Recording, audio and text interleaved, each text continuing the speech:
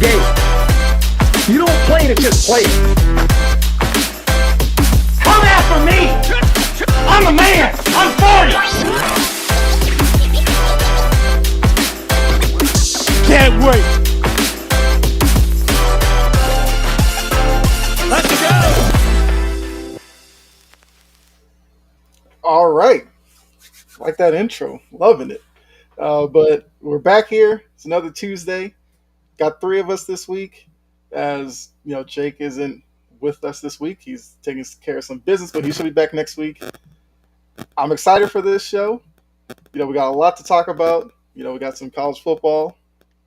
That, you know, a lot of the one play that a lot of people are talking about. We're going to get your thoughts on all of that. Got to look at this now, a new highest paid player in the NFL, which we already knew Burrow was going to last that long with that title. And then we got to get into our picks. Last week was an interesting week. I had the scoreboard updated. It's going to look a little different. It's going to be surprising. But yeah, we'll get into that, get into week 3 picks and everything, and just have some fun like we always do here on the show. So for those of you who are new, appreciate you for tuning in. See, we got some comments going already. What's up, Jory? How you doing? Hopefully you're feeling good this evening. But Dylan, how are you doing? You know, outside of this camera issue going on right now, I'm doing pretty good. It was a good weekend for college football. Seattle got their first win, which was really nice. Glad to get one on the board, especially against a Detroit Lions team, you know, that beat the Super Bowl champions. Rather, you know, maybe the Chris Jones, Travis Kelce list Super Bowl champs, but it's still a nod on the board for us. It's good to be 1-1. Didn't want to definitely fall to 0-2, but other than that, good. Oklahoma's playing pretty strong. Yeah, I mean, I'm enjoying all this football going on right now. Yeah, it's crazy that it's already week 3.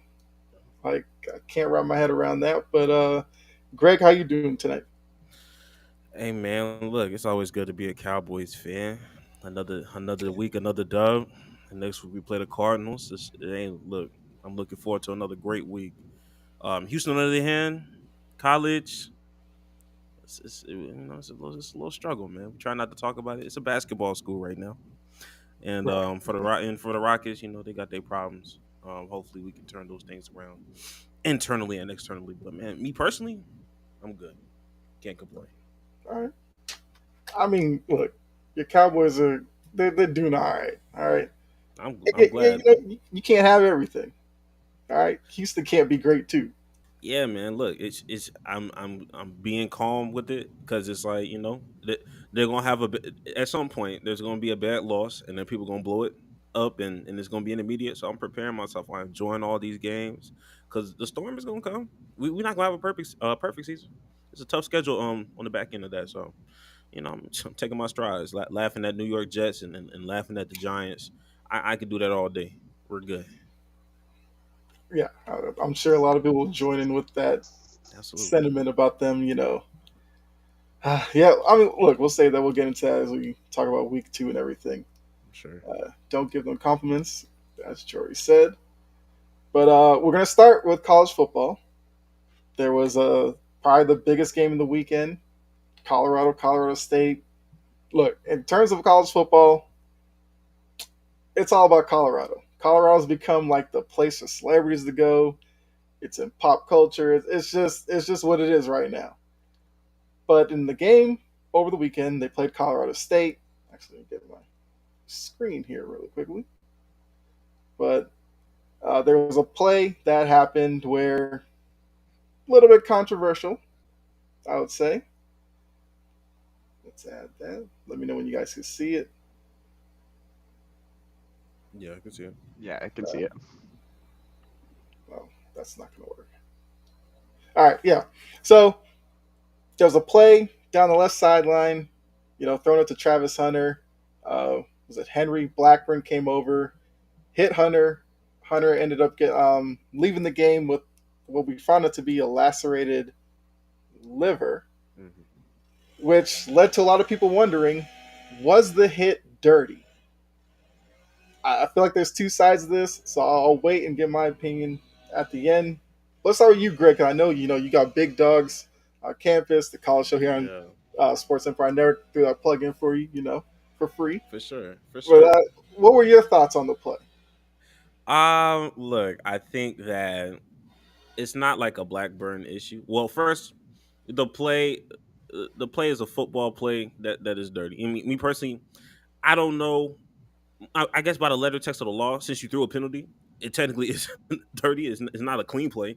But at the same time, it wasn't something that needed to be this blown out of proportion. I feel like if the refs would have done their job and just ejected him for that hit, Mhm. for targeting, I don't think it bottles up and turns into what it is right now. I think the culmination of it not being it only being a penalty and he still being able to play, and then the repercussions of him going to the hospital and it's being a little bit more serious than what it was. It led to people just doing some crazy things on the internet. So I don't think it was like a malicious, like, oh yeah, I'm here to end his night. I just think it was a bang bang play. He just made a mistake, like Dion said. That's how I feel about it. All right. Now, Dylan, you agree with that, or Yeah, I mean, I think anytime players or players' family, anything involved get death threats, it's very overblown. It's very out of proportion, you know. Was it a dirty play? It definitely wasn't the cleanest play. But at the end of the day, it's football. We've seen way worse. It didn't seem like there was really any malicious intent. Like he wasn't like, I'm gonna hurt this dude. Like, I mean, it sucks. You don't like to see it. I get why you have outpour and anger and like anger towards it. But I mean, a lot of these people who are sending these death threats don't know Travis Hunter personally. They don't know anybody probably on this Colorado program personally. They're taking shots at a random person. Um, for for what reason? Well, for what reason? Because you're upset. I mean, it's totally uncalled for. I definitely don't like it. yeah, and I think what some of the comments are saying that it kind of what you said as well, Greg. I feel like it was kind of a football play in the sense that with everything that happened in the week, we already know with the talk between Norval and Dion. Like if you went into this game watching it thinking that it was going to be this clean game, traditional college football, just sit back, it was never going to happen. The emotions were running high. Colorado State was 20 something point favorite. So they turned Norval and all that into we're going to go out here, we're going to be physical with Colorado, and we're going to see if Colorado can handle it. That's what I think Blackburn was doing. And as Key said, it was, well, she said it was clean, it was late. I don't have a problem if you're talking that it was late because that's kind of what the flag let us know that it was late. Ball had already hit the ground. Hunter was kind of pulling up. Blackburn put his shoulder, forearm into his chest, and to let him know that they're there. Mm-hmm. So I think a lot of people are taking it that Hunter got hurt and have crossed it to it was just a dirty hit then, even though there's plenty of hits in within the realm of football that may not even look that bad, but a player gets hurt from it. Mm-hmm. And I think a lot of that also comes to with Colorado being as popular as it is right now. I think some of the outrage is from people who may not even be fans of college football. Yeah, yeah. They It's Exactly. just just know it's Colorado. It's Kid got Colorado. hurt, so it had to be some they're on the intent Dion behind hype it. train as well too. So Yeah, Yeah. and I think that's where a lot of the problem is. It's like if you actually just watch the play, it wasn't that big of a deal to me. I thought the D lineman hit on Sanders later in the game was way dirtier than this hit because he hit Sanders up high, drove him into the ground. That looked worse than the Blackburn hit. It's just that Sanders didn't get hurt. Right.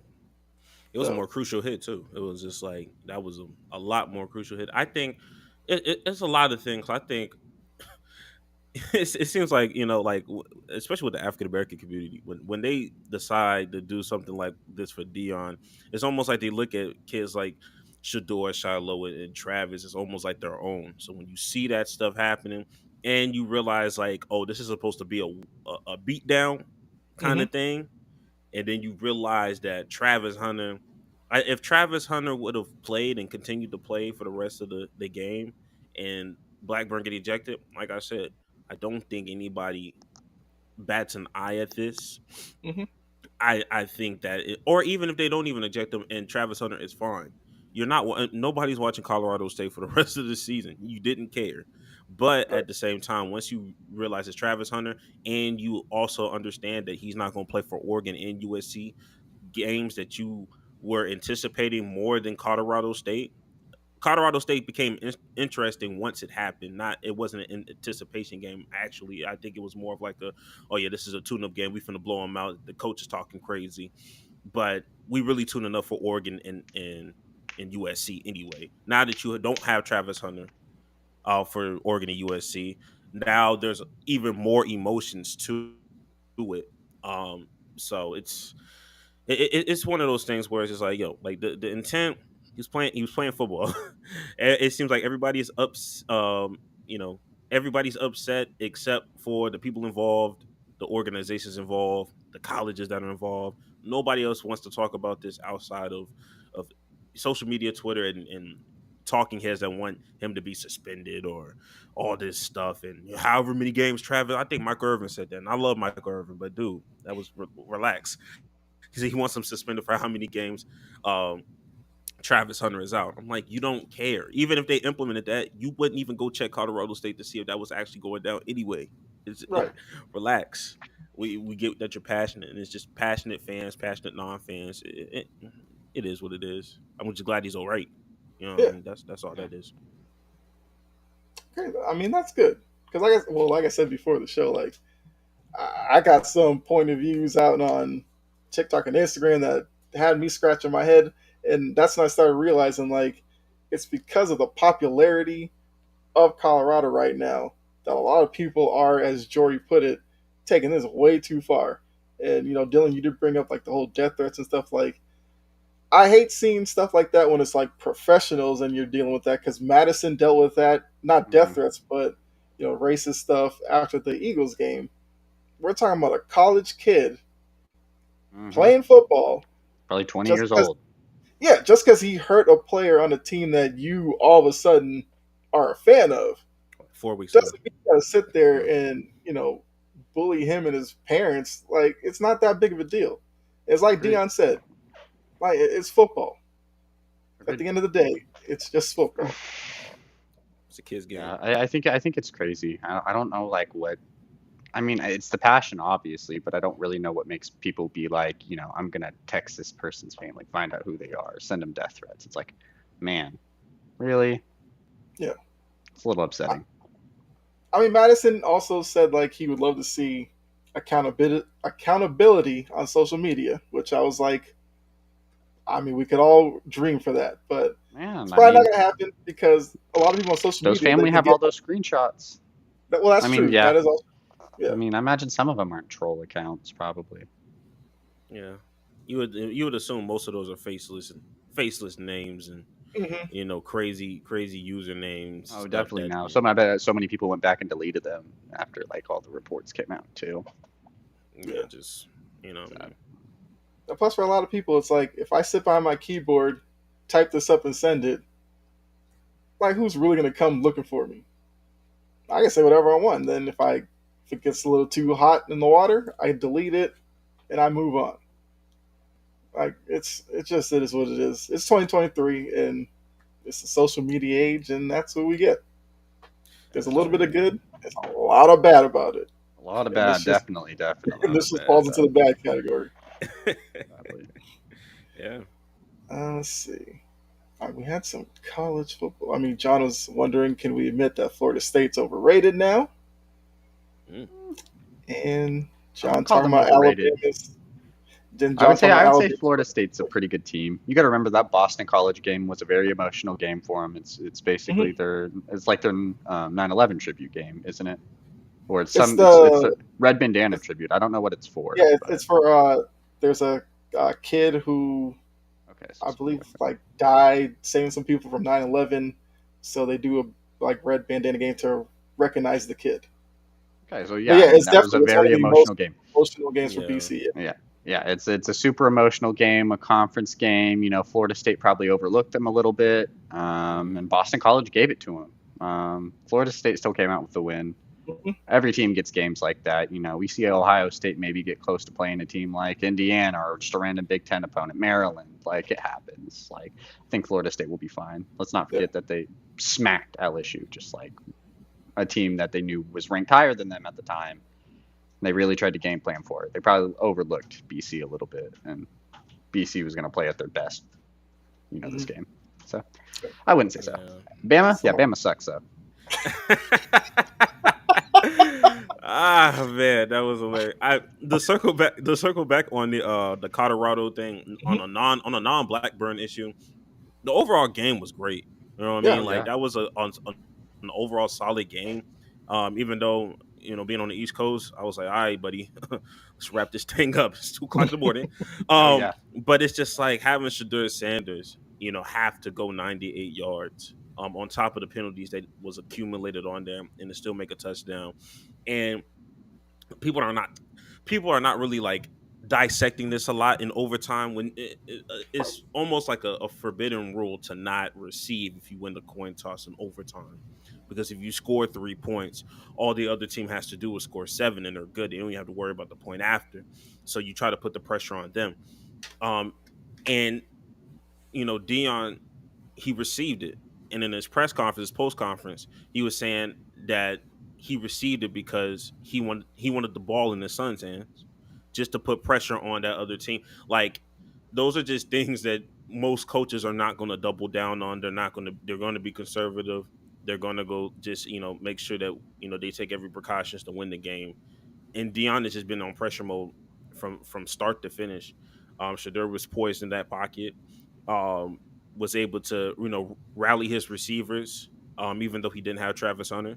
So that was a big game. And people keep talking about how it was Colorado State and, it shouldn't have been like that. It shouldn't have been close to begin with. He should have been losing. It was a 20-point favorite. Hey, yo, look, Vegas has been slipping up all year. I don't know what y'all been doing. Well, yeah, let's not forget, the start of the season, TCU was a 20-point favorite over Colorado. Yeah, exactly. So it's one of those things where it's just like, yo, it's a rivalry game. Anything can happen. The Patriots can go 0-15. Week 16, when they play the Dolphins, it's up. Anything can happen. Yeah, that's like literally anything can happen. Patriots for your reference. Oh, yo, hey. Hey, that was the first thing that came to mind because it reminded me of that kick return that happened like a while back. Yeah. That was crazy. I think y'all won that game. I think Patriots won that game. Did they not? The kick return? No, that lateral. Well, that was that kick return or whatever. Was it lateral? It was a lateral. Yeah, it was a lateral. Yeah. 6 inches short. Yeah, I was so mad. Yeah, so it's one of those things where a rivalry is a rivalry, man. And you had that happen to you this weekend too against the Dolphins as well. Oh Lord, a lateral that came up inches short. I was rooting for y'all actually. That was my upset. That was my Monday pick. Not my upset, but it was my Monday pick. So I was rooting for y'all, and then I remembered I did pick the Dolphins. Eesh. I did not. I think you definitely probably first this week. That's crazy. I didn't mean to bring up the Patriots. Should have picked somebody else. Should have picked the Jets. The butt fumble. Something else. There's a lot to poke at the Jets for. Hey, Anthony says you can't trust Colorado's defense. You can't outscore everybody. That's fair, but let's not forget Colorado's defense was what won that game. I mean, in overtime, it was a pick. Got a lot of pressure on them. They clutched up when they needed to the most. I mean, a returning dude too. It was that linebacker from number 43. Yeah, I think so. One of 3 people who returned to the program. Yeah, so he got to be something special if he was able to still stay. Right. I mean, yeah, because we saw early on Deion kind of clean house of the guys he didn't think was good enough. So if this dude returned, that's got to mean something. And look, the defense doesn't have to be, 86 Bears, but if they come up with stops when needed, it's good enough. I get what Anthony's saying. You shouldn't have Colorado State drop almost 30 on you, or whatever. How much they did score it was 30. That's not too ideal. Yeah. Oregon might have a fun time with that. Caleb Williams. Oh man, I'd be afraid to see what he could do if we're letting up 30 some odd points to Colorado from Colorado State. What is Caleb Williams? Mario Williams going to do in that offense? Well, that's also going to be the thing. The next two games for Colorado will It's gonna tell be us a lot. setters. The defense may because they see Oregon, they see USC. Maybe they raise their level a little bit. Who knows? Maybe they Man, if that take Ohio happens, State I a little think bit. people will forget like Colorado will be like a top 4 team then. Like they'll be ranked that high with Dion on it, like Oh, absolutely. blowing this team up. If they go out the Absolutely. next 2 weeks and upset Colorado, or Oregon, and USC because they're not going to be favorites in either game, Hmm. and respectfully so. On paper, you probably would still think USC and Oregon are better. Yeah. If he goes out there and just back-to-back upsets, I'm not sure if they're which one's home and which one's away, if they're both away games. But regardless, I think they're both away. They're both away. Man, that just They that's might just be gonna. number one. They might It's be like number one in the country. storybook for Dion. Yeah, they're a top 4 team right then and there. And you lose two of your best players, Travis Hunter on offense and Travis Hunter on defense. Yep. If you win those games without Travis Hunter, yeah, you should be in the college Dude, football playoffs. we were already giving Shooter the Heisman then. Like that's what's happening. Shooter already won the Heisman probably. Absolutely, it's crazy. All right. It's good to start with some college football. Let's go in to the next topic. Ole Miss. Oh yeah, Steven said Ole Miss Alabama is going to be a very good game. I Yes. cheer for Ole Miss. Like I have there's 100 odd college football teams, so I cheer for a couple here and there. Ole Miss, North Carolina are usually the two. So I'm excited for that game. Man, Alabama always just smacks the crap out of Ole Miss, just like every year. It's like I always feel a little confident, like, hey, this might be a chance, like we're gonna be good, and then they just beat the crap out of them. Is Milroe starting? Yeah, I believe, yes. Oh Yeah. yeah, okay, yeah. Ole Miss has a chance. Ole Miss definitely has a chance. Buckner didn't look good either. That might man. be a good game. I ain't gonna lie. You said what? I said Buckner didn't look good either for Yeah. against USF. No, Like, no, It's like at least Milton, had what 30 points, 20 points against Texas. He couldn't even get to 20 points against USF. Yeah, man, it makes you miss AJ McCarron. Jesus. Yeah, it definitely does make you miss AJ McCarron. Like, Never thought I would ever say that in my life. I'm saying. Gosh. Hey, I mean, look, we'll see the genius of Nick Saban. What happens? Because Yeah, man. it's cool with the pre-SEC schedule, tinkering with your quarterbacks, but now, like, it's legit. They have Ole Miss on the potatoes schedule, now. Tennessee, they Oh. have LSU staring at them on the schedule too. Oh I yeah, don't man. know. This college football week's actually really good. Clemson will play at Florida State, UCLA and Utah, Ohio State, Notre Dame. This is a really good week of football for college, at least. We're going to see a lot of change up in these polls and stuff. It's really we're getting down to that. I'm not going to say crunch time because we still got a cool 8-9 weeks left of college football, so it's nothing too crazy yet. But it's getting down to like that. Like here we go. This is where like teams are made. This is where we're going to find out who's the championship caliber now. Mm-hmm. Like who's going to be these top 4, our final top 4 too of this current playoff that we have. I just want to get to the expanded playoff. That's all I'm And waiting I do too, but it's still going to be interesting to see who's going to be these final 4 teams because it'll be I agree. the last time. It's going to be like last time we'll have this championship format too. So Mhm. I feel like there's a little extra pressure with that being on there. Like there's going to be a little extra pressure with it being the first one of that expanded one as well too. Mhm. Because when we got to the start of the college football playoffs, it's the first one was very anticipated. Then a couple of years after that, it was like we're used to it now. Now it's the end, so it's like who's gonna get that last little like I was the best when it was only 4 teams, not like this 12. When the qualifications to get in were a little bit more rougher. But of course, when you had the BCS, that was the roughest. Mm-hmm. John said UTSA over Tennessee. Didn't UTSA okay. lose last week? I got Tennessee. I think UTSA lost to a bad team. Florida's decent, man. I think people forget like Tennessee hasn't beat Florida in Florida in like a minute. Yeah, I mean Florida, they got them linemen that know how to squabble. Y'all saw the end of that game. Yeah. What's up? Squaring up with helmets and pads is wild. Like, what are you gonna do? Break your hand? Yo, Okay. 6'5" dudes that are over 300 pounds getting into a fighting stance. It's just gonna make me chuckle every time. Yeah. It's just hilarious. Every time. Well, I mean, it's kind of the same thing like with hockey when you see guys squaring up and it's like they're still wearing helmets. It's like you're just gonna be punching a helmet. I mean, sure, once you knock the helmet off, go at it, but it's just like Gotta think about throw that. off their gloves, start, ooh, let's go, like knock off their helmet. Damn, hockey's Yes, wild. King said that's her cousin, the dude from Florida. Who Oh, squared up. word. That's what's up. Teach him Hey, that how man. to squabble. That's what's up, man. That's what we here for, man. Funny.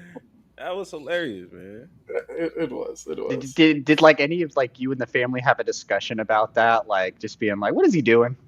Like, what just happened? Or were you like cheering him on, being like, yeah, beat his ass? Like you already beat him in the game. Me personally, I would have just said, "Hey, yo, as long as you don't lose, it's fair game to me." Fair game. Man, I don't know how it'd feel. I'd be like, don't lose that scholarship. Don't lose that scholarship. He be alright. He be alright. He said, "Yeah." uh, his grandma's. Grandma's got to go in. That's Grandma His had to set the grandson on example. TV. She doesn't want to see him fighting. Yeah. That's why he's in school. Auburn versus Auburn, Texas A&M. That's another good game. Okay. I will predicted let Auburn. it, yeah.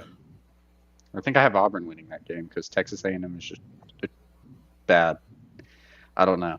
You can get the best recruit. I don't get how you can get the best recruiting just like kind of year after year and you just kind of suck. Like, and this is why I don't take Nick Saban seriously when he just be like moaning and complaining about recruiting classes and transfer portals. I'm just like, yo, you have people like Texas A&M that don't know how to use their talent or not using their recruiting to the best of their abilities. He was getting on Jimbo Fisher and Deion Sanders. They both have like polar opposite results for what they got. But you have Nick Saban. Yo, it's not our fault that you recruited Milroe. Like that we didn't tell you to do that. it's like Alabama. The only thing Alabama can sell you on as a recruit is like, hey, we're just good. Like, we're good. That's about it. And that's a very sellable thing. Like with Nick Saban, you have the rings, the championships, the banners, the tradition. Like, that's how you get sold at Alabama. We're good. We're going to make you good. Look at the talent in the NFL. Look at the championships we have. But when you have like these other schools like A&M and stuff like that, some people care. Like, they want to be good. But money talks.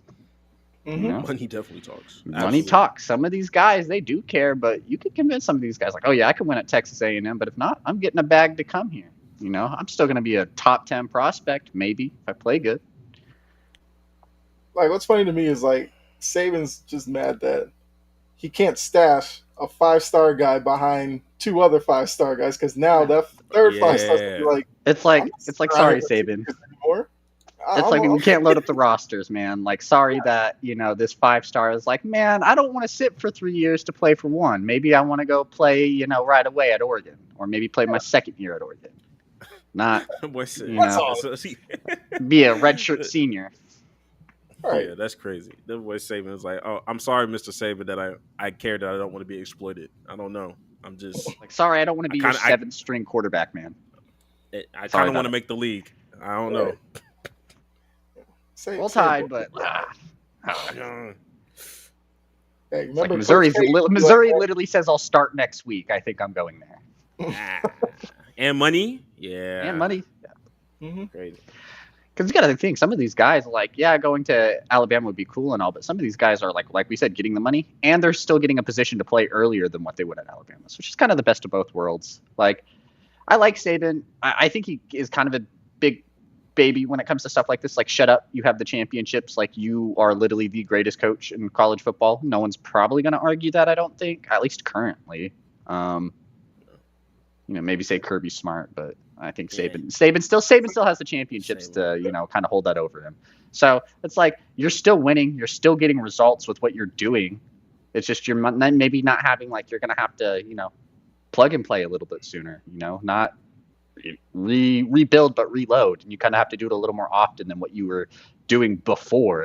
And that maybe upsets him, like, you know, before he could go into seasons and be like, oh yeah, we had these dudes sitting for 2 years that are going to start, we're going to be okay, we'll be fine. Now it's like, oh man, we kind of have a question mark at quarterback. He's just a little upset. Yeah, but it's like the same thing with Coach K and with college basketball. He used to complain about the one and done stuff because he was so used to bringing guys to Duke. They stayed there 3-4 years, and he would dominate in their little graduating class. Then he slowly started to turn over and was like, well, let me start getting some of these one and dones if I need to keep up with, you know, Memphis and all these teams. So I think Saban's kind of going through that as well. We already know if Saban gets some high prize player in the transfer portal, he'll sit up there, do a press conference, and he'll celebrate it. But now when they're taking it from him, when leaves, when one leaves, he's complaining. Transfer portal's stupid. Like, shut up. You're just upset he didn't want to be a third string for a third year. Yeah. And your jersey's not even gold. Come on now. Yeah, man. I mean, that's got to be a big draw to Oregon. Yeah, like, they need to do something. Like, and I bet it's because Saban's there. Like, I imagine he'll be there until he wants to be done with all the work that he's done there. But if they get like a new coach or something in, like, man, change up those uniforms a little bit. You know, give us a little flash. Like, Alabama's a good team, not to be a little more flashy. Like I said, they sell you on being good. Like, put a little more flash in there. Some of those recruits will still come your way. Yeah. Alabama's just boring. That's why nobody likes them. True. Right, especially when you're not winning either. Exactly. Everyone's having a field day. It's like you're boring and you suck. Good.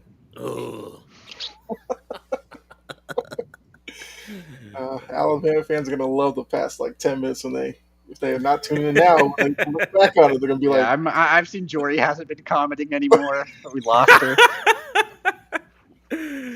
Oh man, that's hilarious. I'm sure she'll come back in because now we can go to football. Patrick Mahomes, they restructured his deal. He now is the highest paid player in the NFL history. The Chiefs found a way to do it and save money on the cap because the NFL salary cap makes no sense to me, and I don't even want to try to explain how they could do that. But I think the obvious question is, with Mahomes being now the highest paid player, is this kind of maybe this might be the tipping point with all these contracts where it's like one guy gets one, then somebody gets the highest one. Like, is this going to be it, and now everybody's going to kind of slide it underneath, or are the contracts just going to keep going astronomically high? Like, what do you guys think? Who else needs to get paid? I think that's one question we have to think about it because Burrow got his money, Lamar got his money, Hurts got his money. Coming up pretty soon. Okay. Yeah. So Lawrence, you talking about from a young quarterback's perspective, or like someone who's gonna probably be close to setting like a bar, like setting a record, like being like worth one of these big contracts. Because like, I'm sorry, if Kirk Cousins is a free agent, nobody's throwing that much money at Kirk Cousins. Right. Yeah. But Key says Tua, Trevor Lawrence. Okay. Man, I don't think Tua would set that bar. Trevor Lawrence definitely could be an argument. I think maybe it does stall a little bit. You know, when you look at it, Patrick Mahomes being that top paid quarterback, it's rightfully deserved. He deserves that. Like, there's no argument at all that he does not deserve to be the highest paid quarterback in the league. Former MVP and former Super Bowl champion. There's no complaint. It's hard to beat that. It's like if some of these quarterbacks are like, yeah, I think I should be the highest paid. It's like, do you have an MVP? No. Well, do you have a Super Bowl? Like, have you done anything to lead us to one? No. It's like, I get some of that's on the organization as well with what they do to give players, but it's like, man, it's hard asking for Patrick Mahomes money if you haven't done Patrick Mahomes stuff. Right. And I think this kind of sets a little bit of a bar. Maybe Trevor Lawrence might get close, but I think Trevor Lawrence could probably get that Joe Burrow range, that Lamar range. I don't even think Trevor Lawrence is that type of guy to kind of be like, give me that record-setting contract either. I think he's that type of dude that kind of like respects his elders. Like, not saying Patrick Mahomes is too much older than him, but in a sense where like it's just a respect factor. Like, no need to go over him. You know, kind of earn it first. Then it'll be Dak, then Goff. Dak's not getting much. I don't know. Jerry Jones is a wild man, but I don't think Dak. Jerry Jones can. Yeah, he might do something. That's the problem. You'll have somebody like Jerry Jones do something like that for Dak, and then it just flips everything out. And now people are just asking for ridiculous things. Now you have Matt Stafford saying, "Hey, yo, give me one more run." No, nobody. Yeah. I could be totally just like wrong and like Tua just gets a record-setting contract and we just kind of continue this hike in price. That wouldn't be surprising at all either. It's the NFL and the salary cap doesn't make any sense. So, well, I think with Tua, he probably needs to make it through a season because it looks like with the numbers he's putting up, he might put up some decent numbers. And then I hate to say this about Lamar because Lamar got an MVP, but last couple of years, he didn't finish throughout the season, and he got the contract he did. Yeah, but it wasn't a contract that he wanted. He definitely wanted that Deshaun Watson one for sure. More, Everybody at least wanted that one. Deshaun Watson one. I want that Deshaun Watson one. Me too. Yeah. It also helps that, Cleveland has had their own issues at the quarterback position, and they saw a guy in Watson out there and figured we got to go to this length just to get him here, and they did it and threw off everything. Not to be, Cleveland, not to like glance over it, they did restructure his deal, I believe, this offseason. So they kind of corrected it a little bit, even though it still is wild to think that a guy coming off missing a couple of years got a fully guaranteed deal. Didn't know what he was going to look like once he got back on the field. Nothing. Just gave it to him. And we've seen him. He's a little bit better, but it's still a struggle for Deshaun Watson right now. Watson better than me. I ain't restructuring nothing. Yeah, that's what y'all gave me. That's what y'all gave me. That's y'all. That's on y'all. Y'all better finish that contract out. I'm not giving nothing back. It was probably one of those things where he's like, "Yeah, I want the team to win." It puts him in a better light if he does something like that. In the media and the fans, like, "Oh, you're giving up some of that money back," for the organization. I don't care about the fans. It makes him look a little better. He's probably, I'm not even sure how that works. Normally, they give it just all of it to him in a bonus anyways, so it's not even like they're really losing out on any money. Yeah, true. They just get more per game check. Well, less per game check. Trade Mac Jones before giving him. I mean, I know this question's going to come up eventually. I've liked what I've seen from Mac Jones. I don't think I think he's been pretty solid this season so far. I think he's shown that, he can play good enough to win. It's just that last year was just unfortunate, and this year it's just those early turnovers kill him. Back-to-back games. True. That first quarter. Yeah. First quarter always is a killer for Mac, and then he turns it around third, fourth quarter. He just doesn't have enough time to get it going. But, and obviously the Patriots trust in him. They're having him. I mean, that first week he's slaying the ball 54 times. Mm-hmm. I think he's okay. I think he needs more time in this Bill O'Brien offense. They need probably another Bill O'Brien offseason to get a couple more weapons that fit that. Not sure how I feel about Devontae Parker, Juju Smith, anything like that. I really wish. Christian Gonzalez is cool. I love Christian Gonzalez. I really wish they would try to went for one of those receivers in the first round. Especially in a new offensive system. But I like what I'm seeing so far from the offense. Mac Jones seems way better than what he did last year, which is a good sign. Yes. It'd be different if Mac Jones was playing roughly the same or even crappier. He's not. He's arguably playing better. Right. Which just shows last year was all about Patricia not being good enough to run an offense. It's like he has an offensive coordinator this year, and then he went up against, the Dolphins, and then who'd you guys play week 1? Eagles. The Eagles. So 2 playoff contenders? Oh, no, right. And they're 0-2? Shocker. I mean, the Bengals played the Browns and the Ravens, and they're 0-2. Yeah. I think Mac Jones is fine. And let's not forget that, the Patriots played them both pretty close. Mm-hmm. For Mac Jones. And Mac Jones has been in the playoffs before. So, yeah. And let's not forget, he's not new to this. Oh, I know a lot of people on this network love the Eagles and that Eagles defense. Mac Jones threw 36 times, over 300 yards, 3 touchdowns on that defense. Give the man some credit. That's a pretty impressive feat. Especially if you I don't want to shade on the receiving court for the Patriots. I'm not a super big fan of it. You got Darius Slay, James Bradbury. Yeah, I don't know. I think it's pretty impressive. Kirk Cousins threw for a good amount of yards as well on that defense. Exactly. And Mac Jones doesn't have Justin Jefferson or Addison. No, give Mac Jones Jefferson. Yeah, give Mac Jones and KJ Osborne. Give him one of those 3 guys. Throw them on the Patriots offense. 1,000-yard receiver. 100%. Kind of easy. I know Jefferson would be fine, but at least KJ Osborne and Addison, put them on the Patriots. They could probably be 1,000-yard receivers. Yeah, I can see it. I mean, look, we kind of went over with Mahomes. We all agree he deserves the money. And for Kansas City, they've locked up their guy. They're going to try to extend this run out. I mean, they have their own little issues, but they got onto the winning track this past weekend.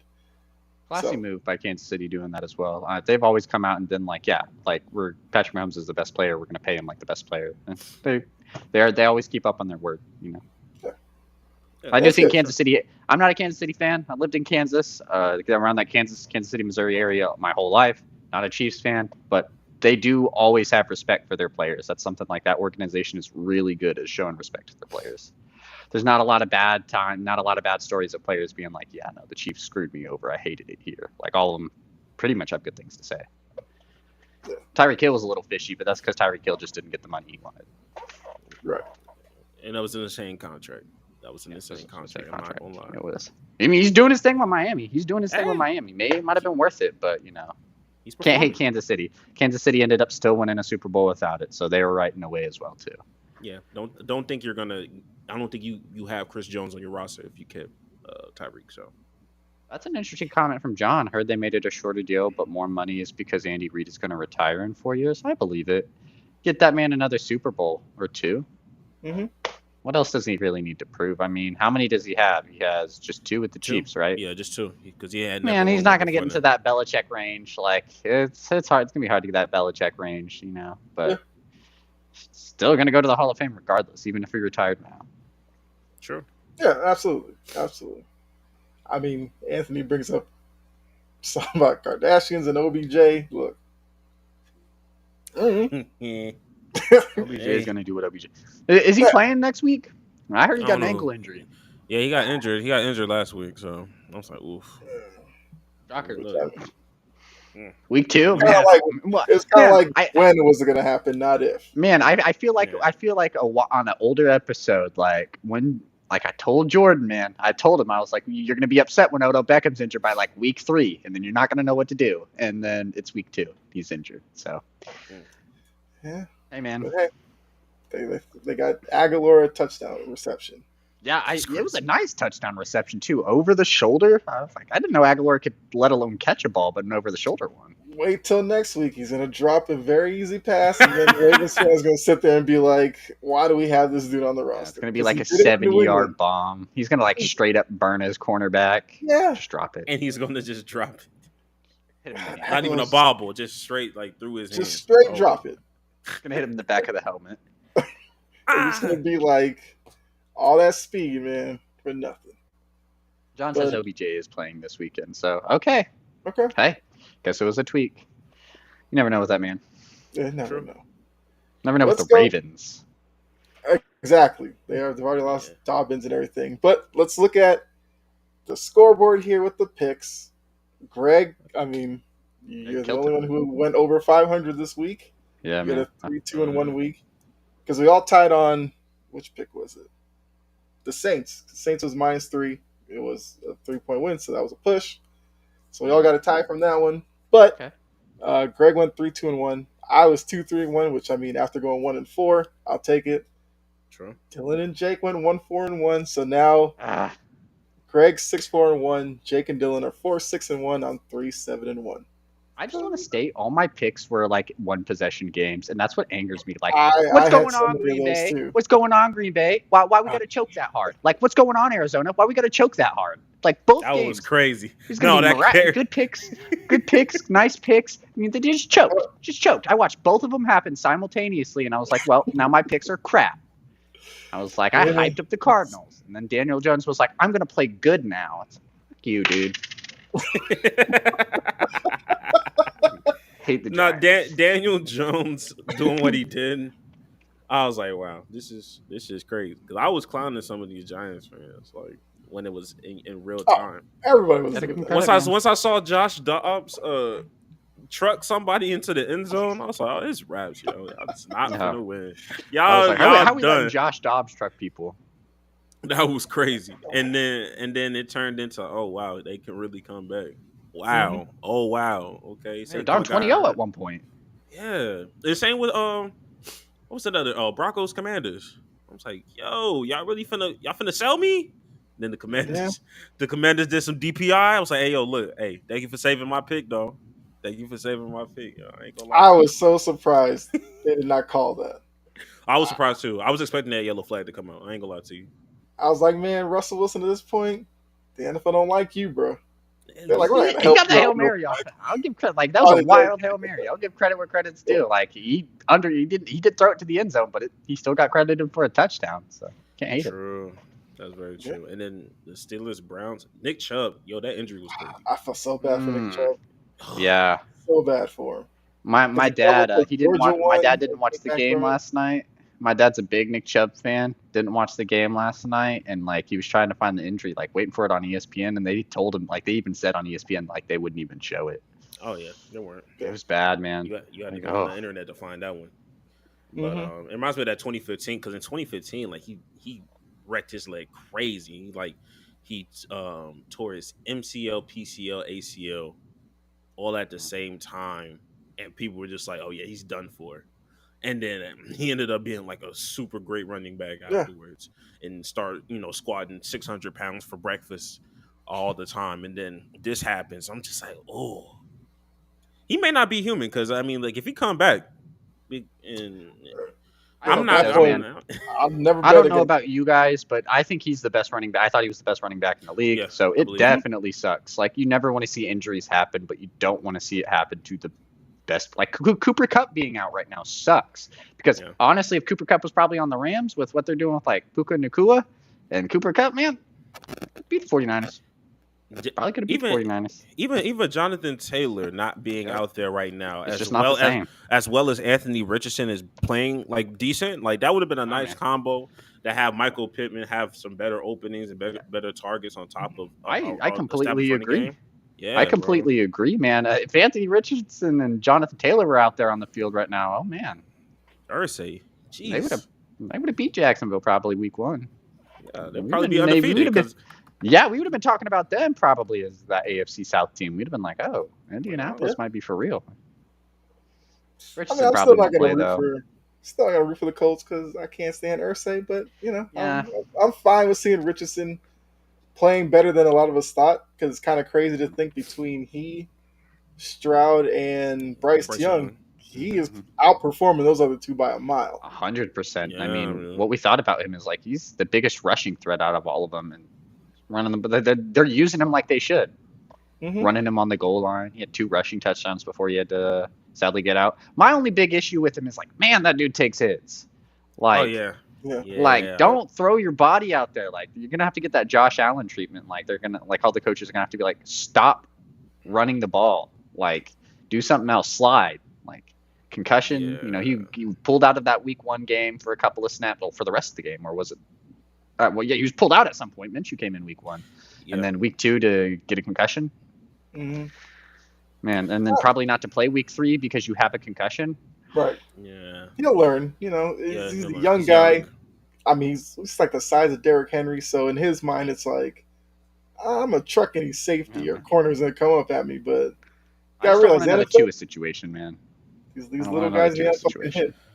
He's like that. Yeah, he's like that Cam Newton mentality. Oh yeah. At the beginning, it's like, I'm really just throwing y'all off. And if you see Cam Newton in real life, it's like, oh, okay, well, it makes sense why you think you can do the things you're doing. This guy is crazy. He's massive.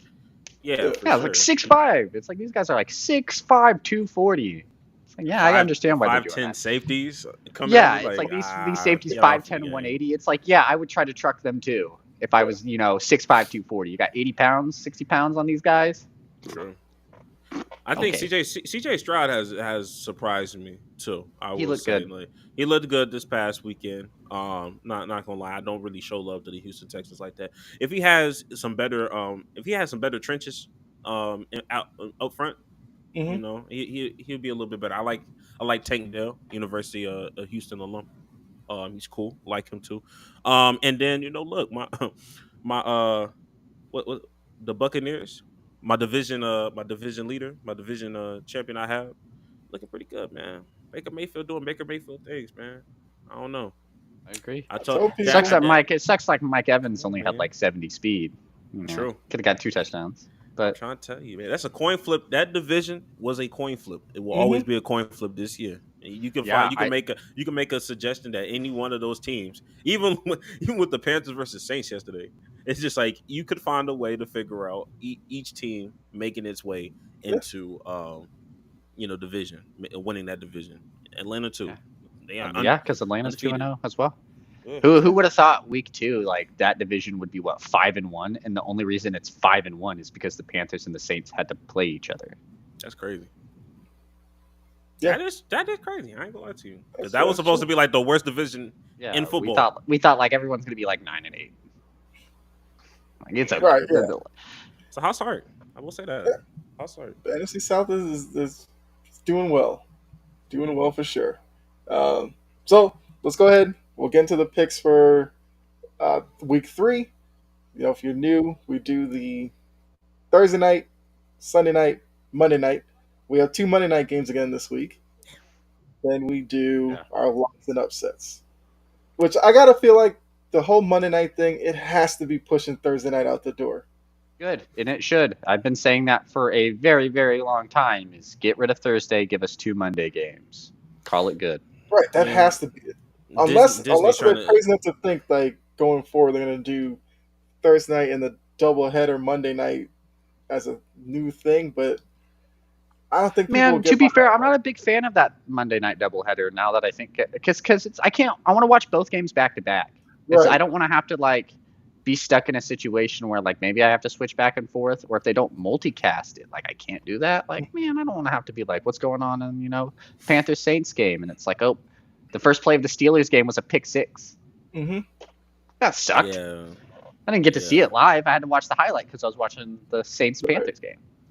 So. Yeah, it's just Disney trying to get trying to save their corporation, save their money. They've been going through some things, so adding, Monday night is ESPN coverage. Yeah, that's why they're doing that little Toy Story animation thing with that like Atlanta. I'm interested to see. I want to see what it is. It's supposed to be like live.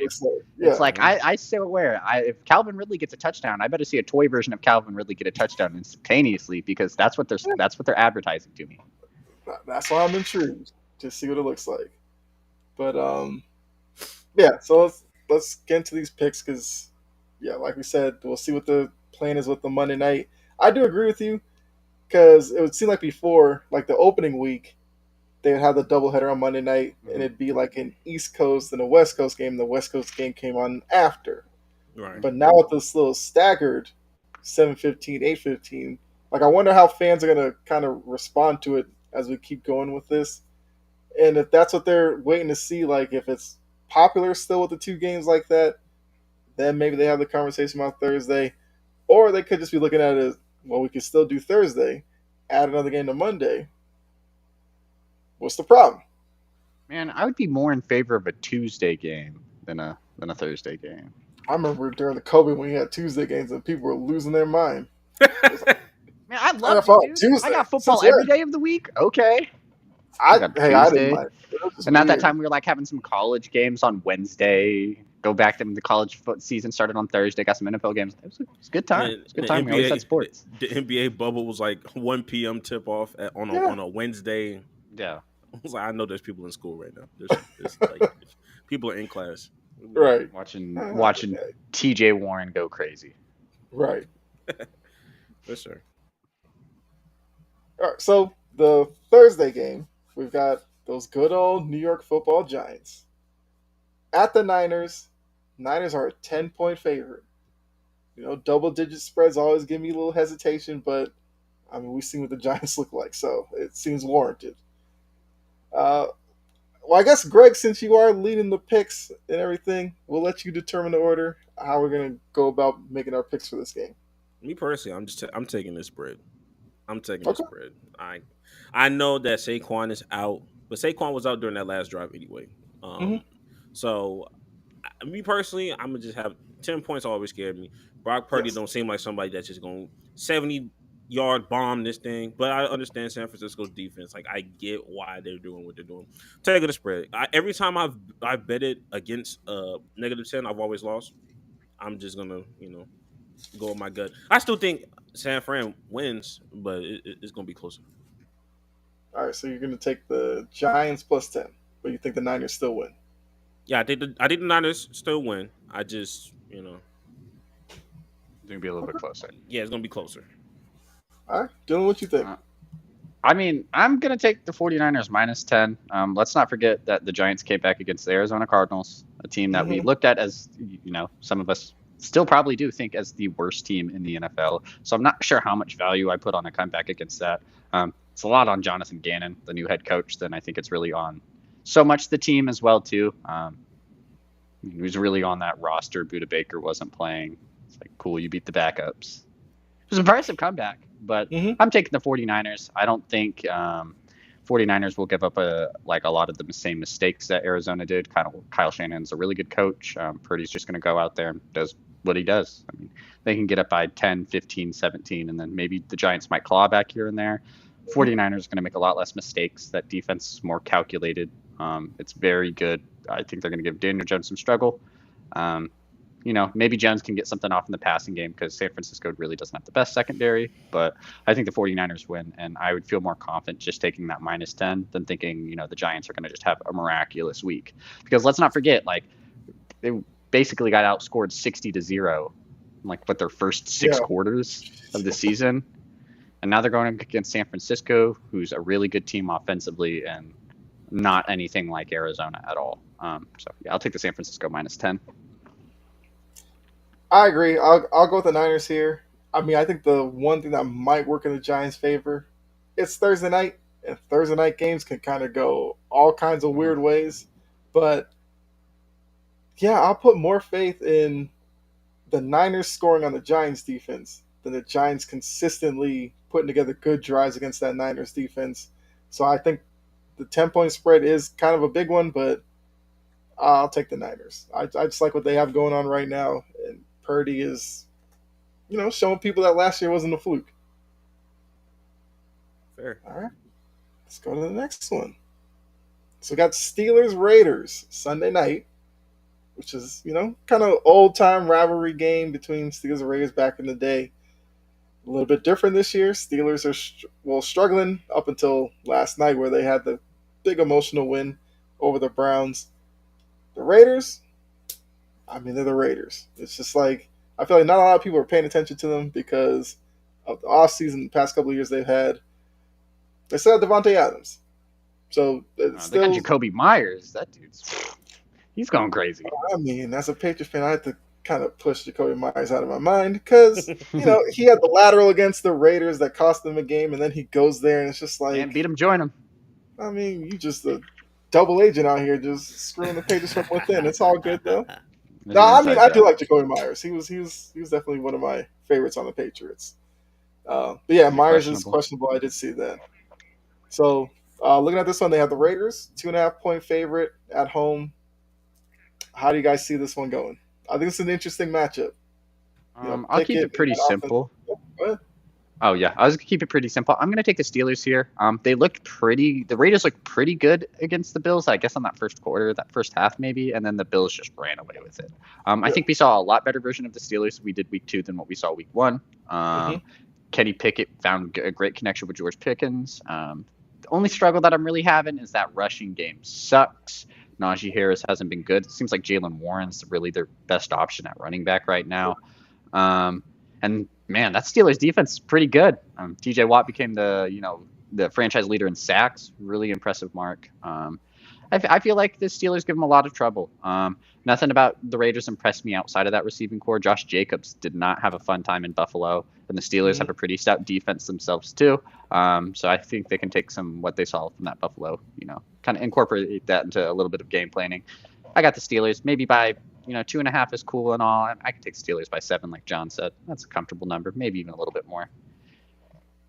Okay. I think I'm picking Steelers. Yeah, it's probably gonna be 7-10.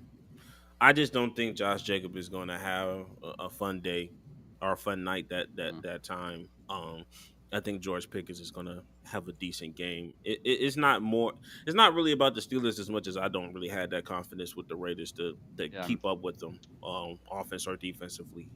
To be honest, so that's where I'm at with it. Man, I would love the Raiders' offense. If Derek Carr was still in it over Jimmy Garoppolo. The Raiders don't really have a great offensive line either, and so the Steelers have one of the best defensive lines in the NFL, and that's mainly just because TJ Watt is a beast. But yeah, it's not going to be good for the Raiders, I don't think. Maybe they might might have like a 3-point lead or something at half, but I think the Steelers will go away with it after that. And I agree. I'll make it unanimous. I'm going with the Steelers here. And also, like you said, Dylan, against the Browns, the Steelers definitely showed a lot. They showed the kind of the potential that a lot of people in the offseason were wondering if the Steelers could make a little noise in that division, even though we know the AFC North's really difficult. But we saw a little bit more of Steelers football against Cleveland. We didn't see them doing nothing against the 49ers, right. And It I was a think that whole was day. It was, I feel them like that's just more about scoring the a Niners as touchdown well. Yeah. was just miraculous. It was so much more improvable than what we saw week 1. Right. It's hard And- playing the 49ers. Exactly. Unless you're the Rams, I guess. Well, yeah. It's one of the weird things of football. But all right, so we're unanimous on the Steelers here. So the first Monday night game, we've got Eagles-Bucks. Bucks are a 5.5-point home underdog. We're just talking about it. Baker Mayfield kind of playing better than we thought. Defensively, the Bucks have been okay. Eagles have struggled a little bit early in the season, at least offensively. So how do you see this going? Do you think the Bucks defense can continue to, I guess, make it a little bit tougher on the Eagles offense? Or do you think that maybe the Vikings game, the Eagles kind of found some things out and they are ready to kind of take off here? Let's go with Greg. How do you see this one going? Oh, okay. This is a tough one. I ain't gonna lie to you.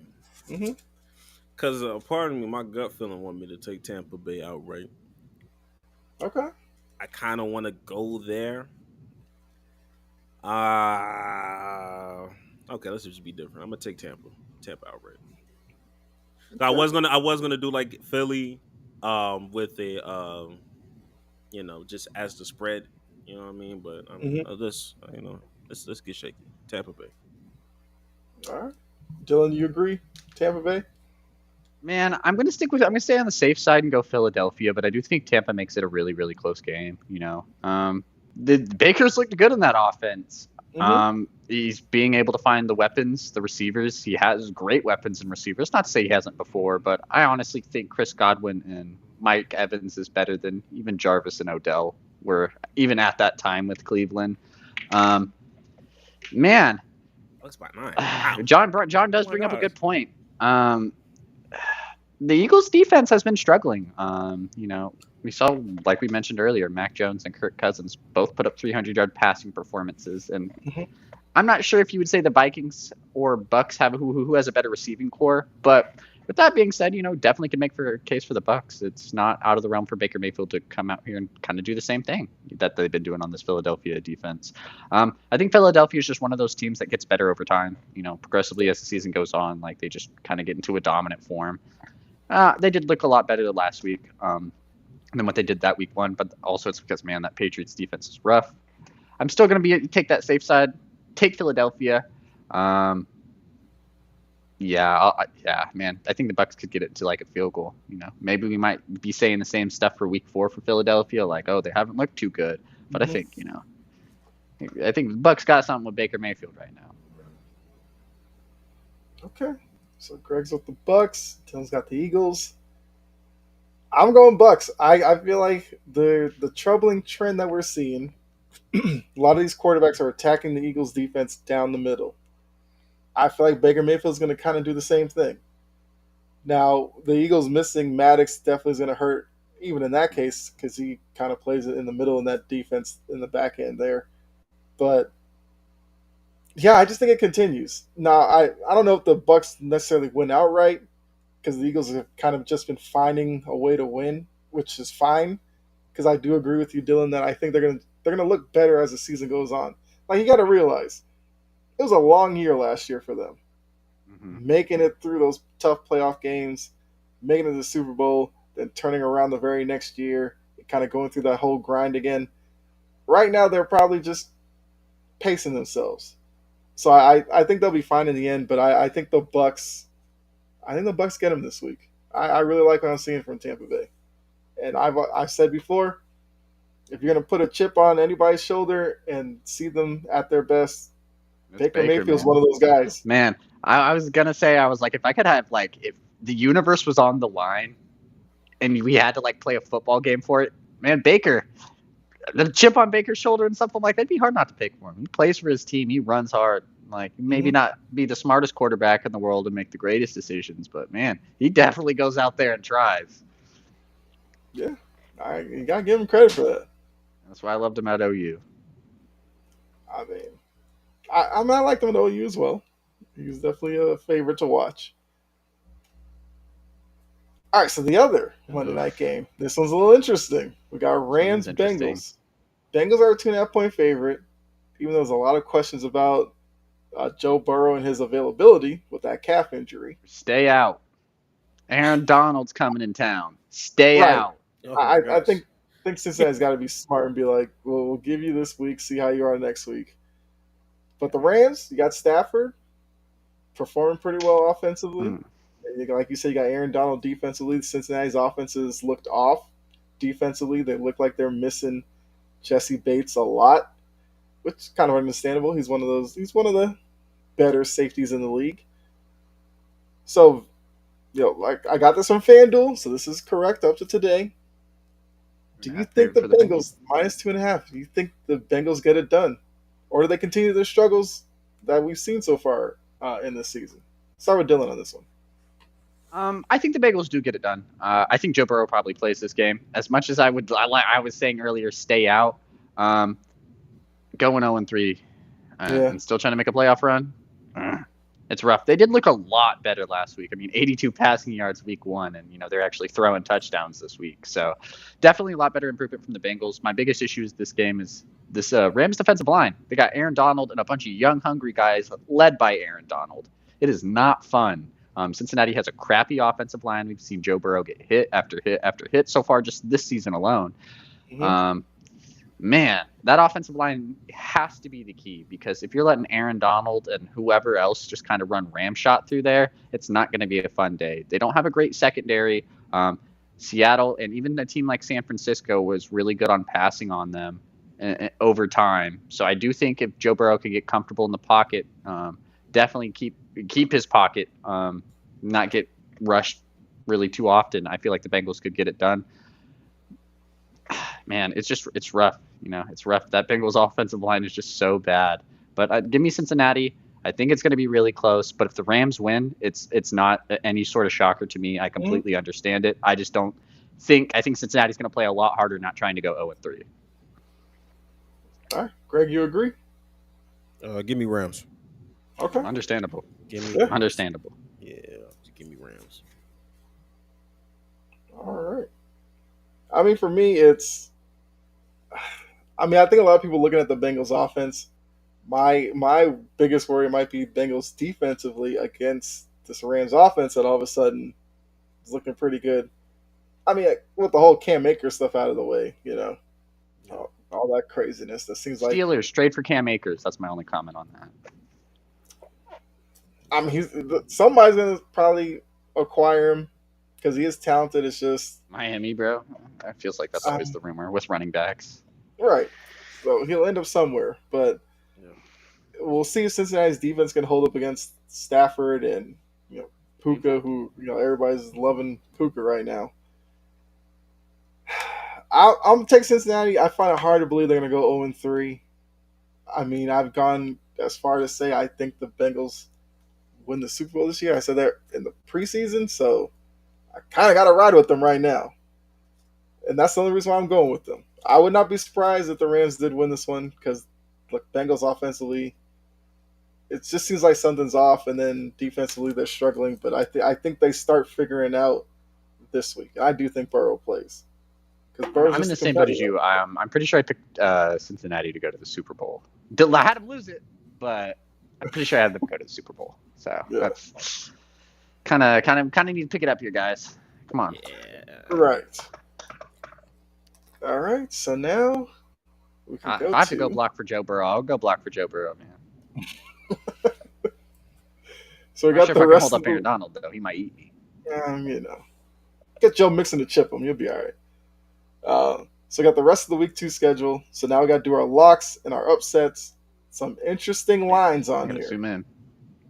Oh, we got. Okay. I mean, you got Bears Chiefs. Bears Chiefs 12.5.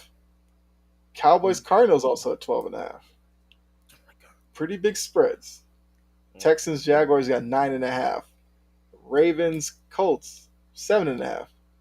Dolphins Broncos 6.5. My Patriots are 2.5 point favorites over the Jets in New York, which that's probably the Zach Wilson effect. Let's be honest with you. And yeah, there's a couple other interesting lines. So I guess as I said before, Greg, you are leading us in picks. You determine the order that will go in for our locks and upsets. Okay, my lock. Oh my goodness, this one is. It's an interesting week to pick. This one is a good one. My lock. Who do I have as my lock?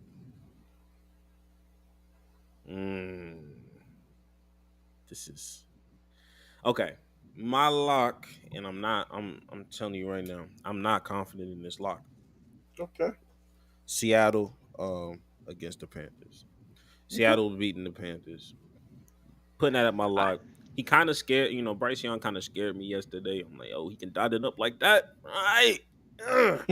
All right. That spread is looking a little too close for me. Man, But that's gonna be there was one play Bryce Young had yesterday. It was an incompletion, but he like scrambled out of the pocket, like sidearm threw it at like the line of scrimmage, and I was like, damn, like this kid's gonna be good. Like he keeps doing that stuff. Yeah. So I'm gonna take it. I'm gonna take Seattle. That's my lock. Okay. What's your upset? My upset. My upset. Sounds interesting. Upset. Give me Chargers. Chargers right. Damn. Okay. That's gonna be mine. Give me the Chargers. Need Keenan Allen to repeat that performance fantasy wise though. Needs that. Needs that. I ain't gonna lie to you. That was very much appreciated. Yeah, those are my two. All right. So who goes next? Myself or Dylan? You decide, Greg. Kyle, you always save yourself a last, man. Just go ahead. Go ahead, man. All right. Oh God, some of these lines are just rough. I know, bro. This is crazy. All right, so the lock. Oh boy, like that Chiefs Bears one. 12.5 is a big old number, man. Crazy to me. But looking at how the Bears have looked offensively, it's like they've sucked. And they've sucked. Enough. Man, it sucks. I was so high on the Bears, and it's just like, man, go Packers. Like, it sucks. The Bears are just bad. I don't want to say Justin Fields isn't it, but it's definitely not looking like he's it right now. That's the worst part to me. It's like I tried defending Justin Fields last year, but looking at this year, it's getting harder and harder to defend him. I've seen on like TikTok and YouTube, they're showing a play with, I think it was like the tight end running wide open down the seam in the middle, and Fields never looked at him. I was just like, come on, Justin, you can't be like that. Can't be like that, man. You got all right, whatever. We'll see. Man. It's only week 2, but whatever. Jeez, yeah. All right, so lock. I'm gonna go. This might be crazy, but I'll take the Cowboys 12.5 over the Cardinals. I was so scared. I ain't gonna lie to you. I couldn't do it. Me personally, I couldn't. I couldn't let the fandom me. Josh Dobbs is gonna like truck one of your corners next week, and you're gonna have to be like, uh-oh. Whoa. Uh-oh.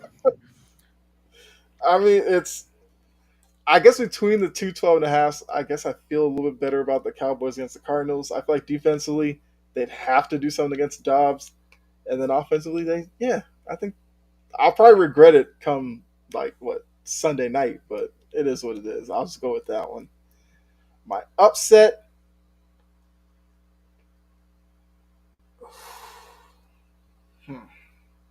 See, the upset is where it's hard. You know what? I'm going to change my lock. I'll take Detroit over Atlanta as my lock.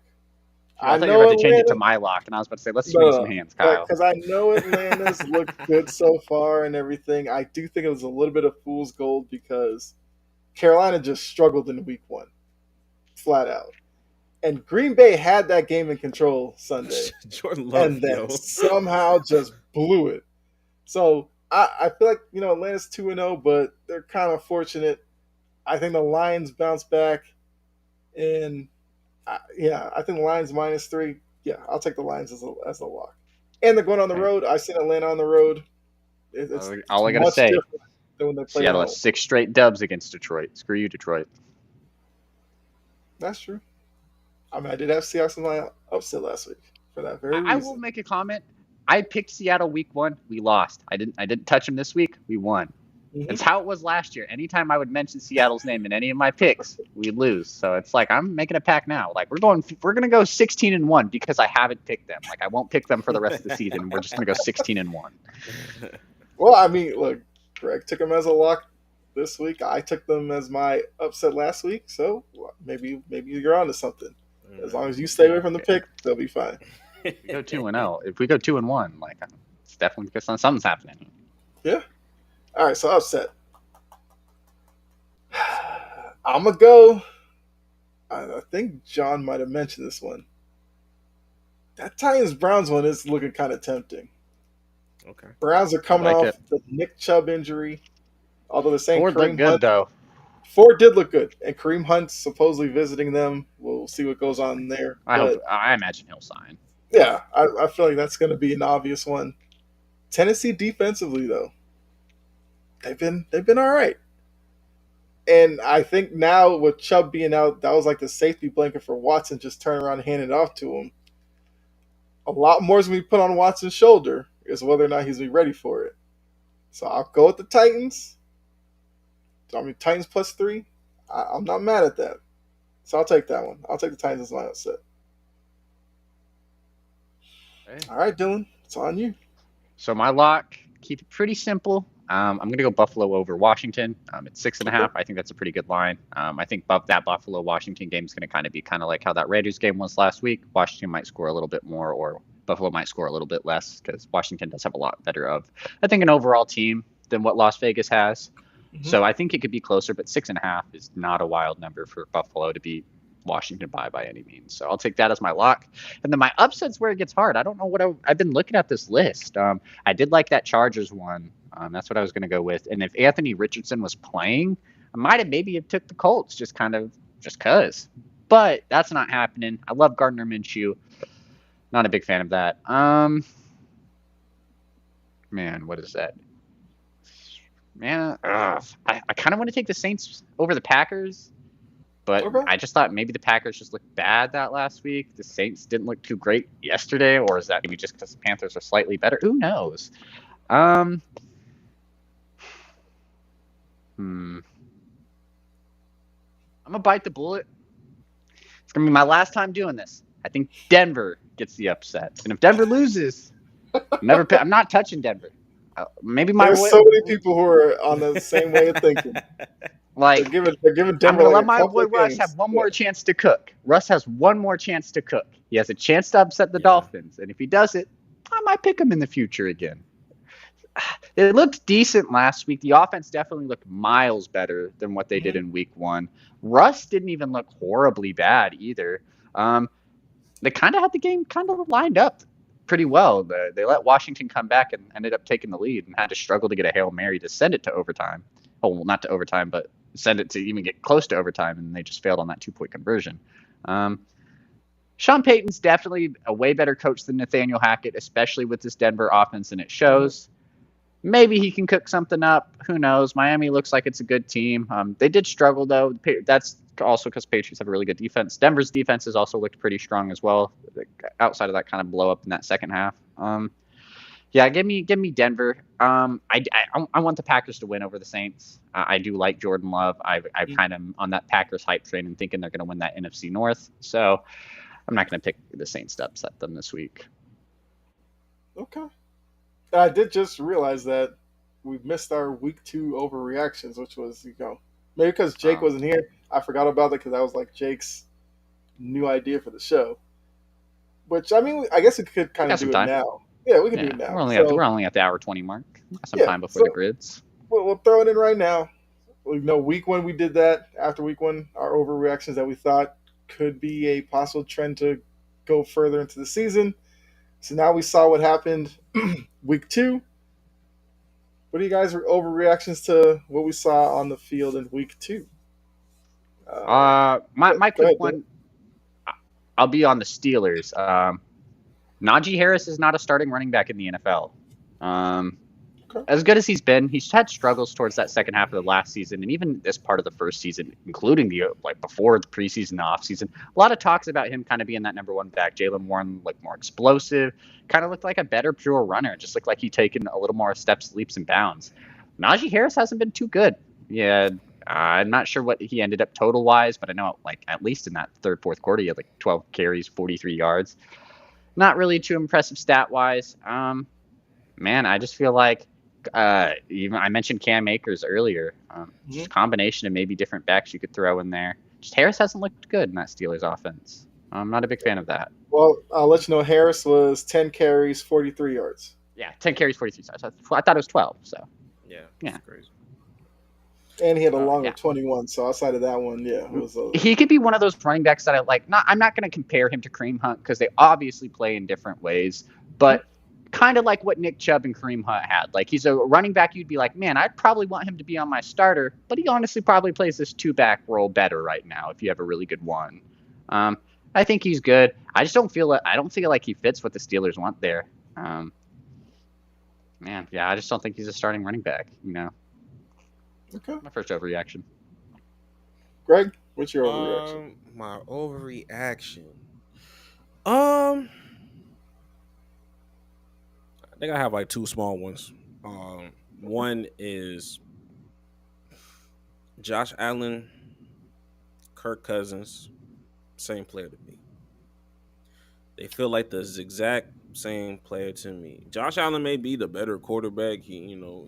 People may feel uncomfortable about Kirk Cousins being a top 5, top 10 quarterback.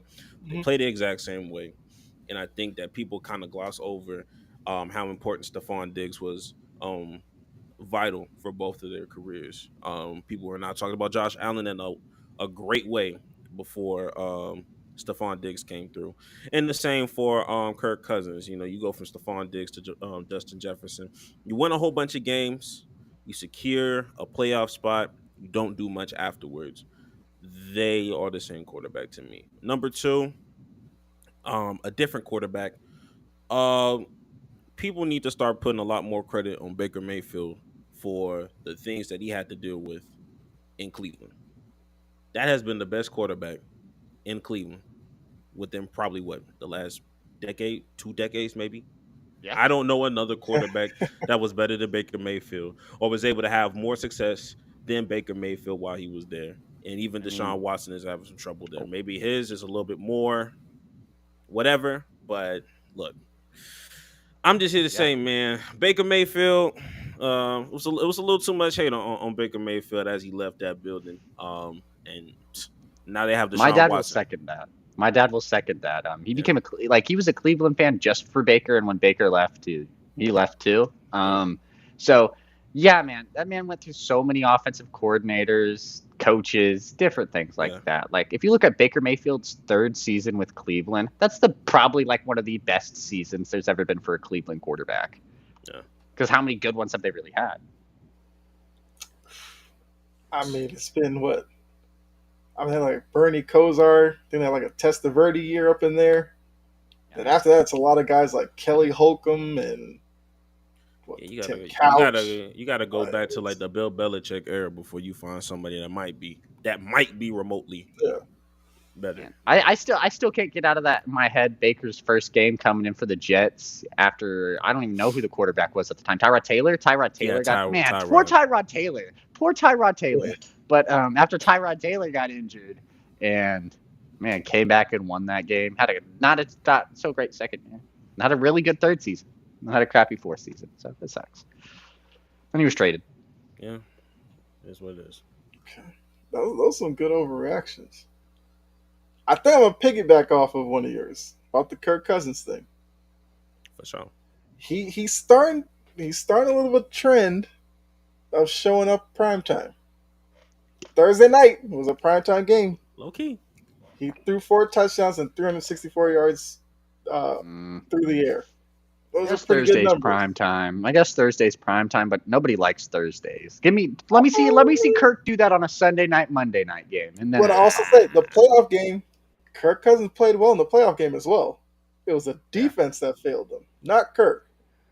Yeah. So I kind of think he's starting to get out of that, and I don't know. Justin I don't Jefferson know the next time helps. they're on prime time, but I feel like Kirk Cousins is kind of getting through that nickname of his, and he's actually putting together a couple of good performances on prime time.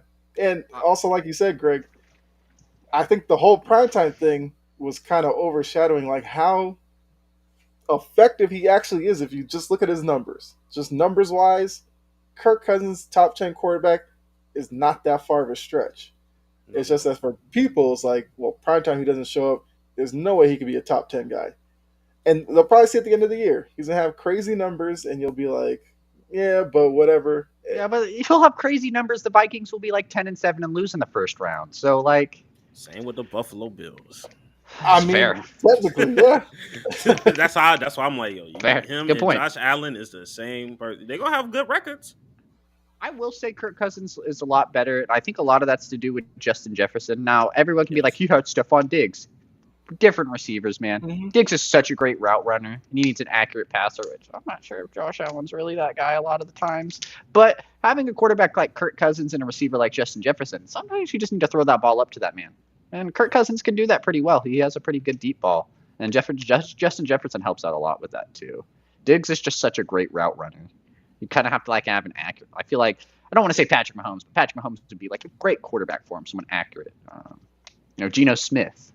Accurate guys can get to Diggs because he's such a great route runner.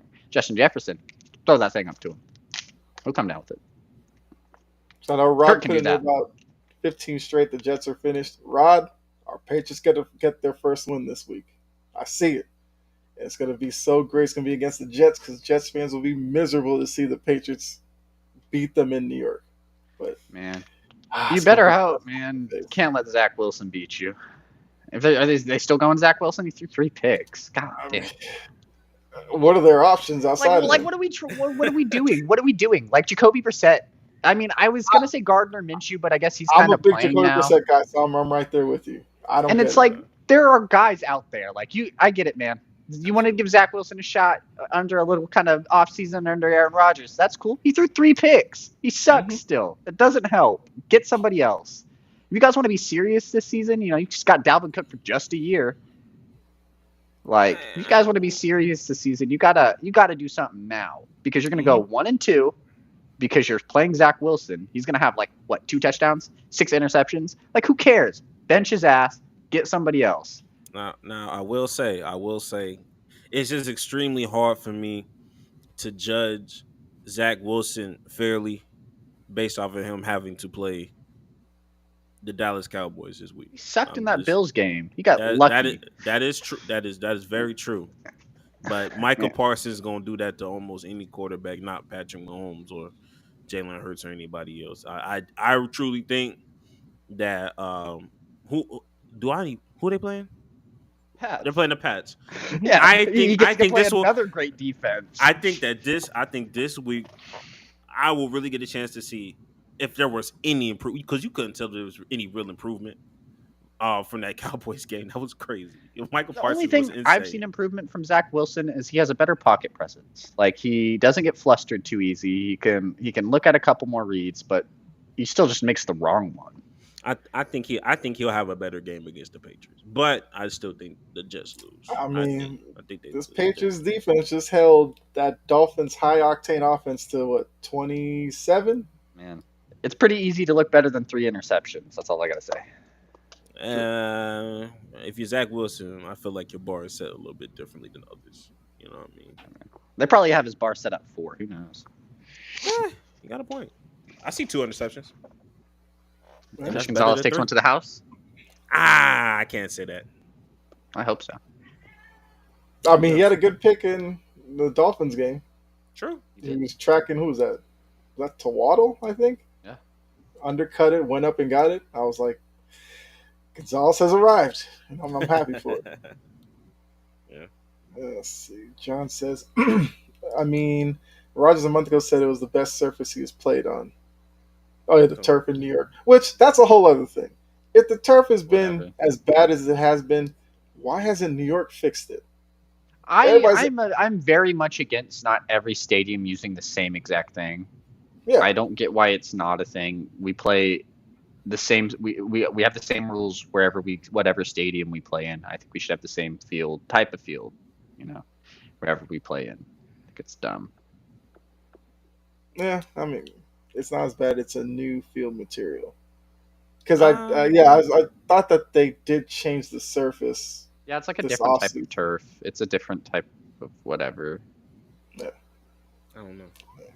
I mean, that's why I was just like, turf or some stuff like that. I think it's like field turf or something they Yeah. call it. I think New England uses it. It's the one that has like those little black pellets in it that Yeah. you see kicking up all the time. Yeah, for sure. Which, I mean, stuff like that hasn't happened in New England. And just because, Rodgers, whatever, now it's like, the surface is so terrible. It's like, okay. Man, I feel like that would have been. It sucks that New York kind of has that already, like having a crappy, field and stuff like that, or like, I don't know, man. It's just annoying. It would if it happened to like anybody. If it happened to Patrick Mahomes, probably they'd have been like, "This Kansas City's field suck?" Question mark. It's like, no, it doesn't. Who knows, John man? brings a good point. Everybody's talking about real grass, but when it rains, real grass it gets muddy, and then people feel like that's an issue. It's 2023. There should be a lot more indoor fields that we need to incorporate, man. We should not be. I do like outdoor delayed fields. games. Yeah, I do like outdoor fields, but at the end of the day, like just indoor stadiums make everything so much easier. Like if it's baseball, yeah, have the outdoor ones. Let me see you hit it outside of the park legitimately. But no one's throwing a football outside of the stadium. There's no need to have any open stadium outside of maybe fireworks. Because that's cool. Yeah, with Houston, like even with Houston, it's one of those things where like it's like it opens up when the weather is good.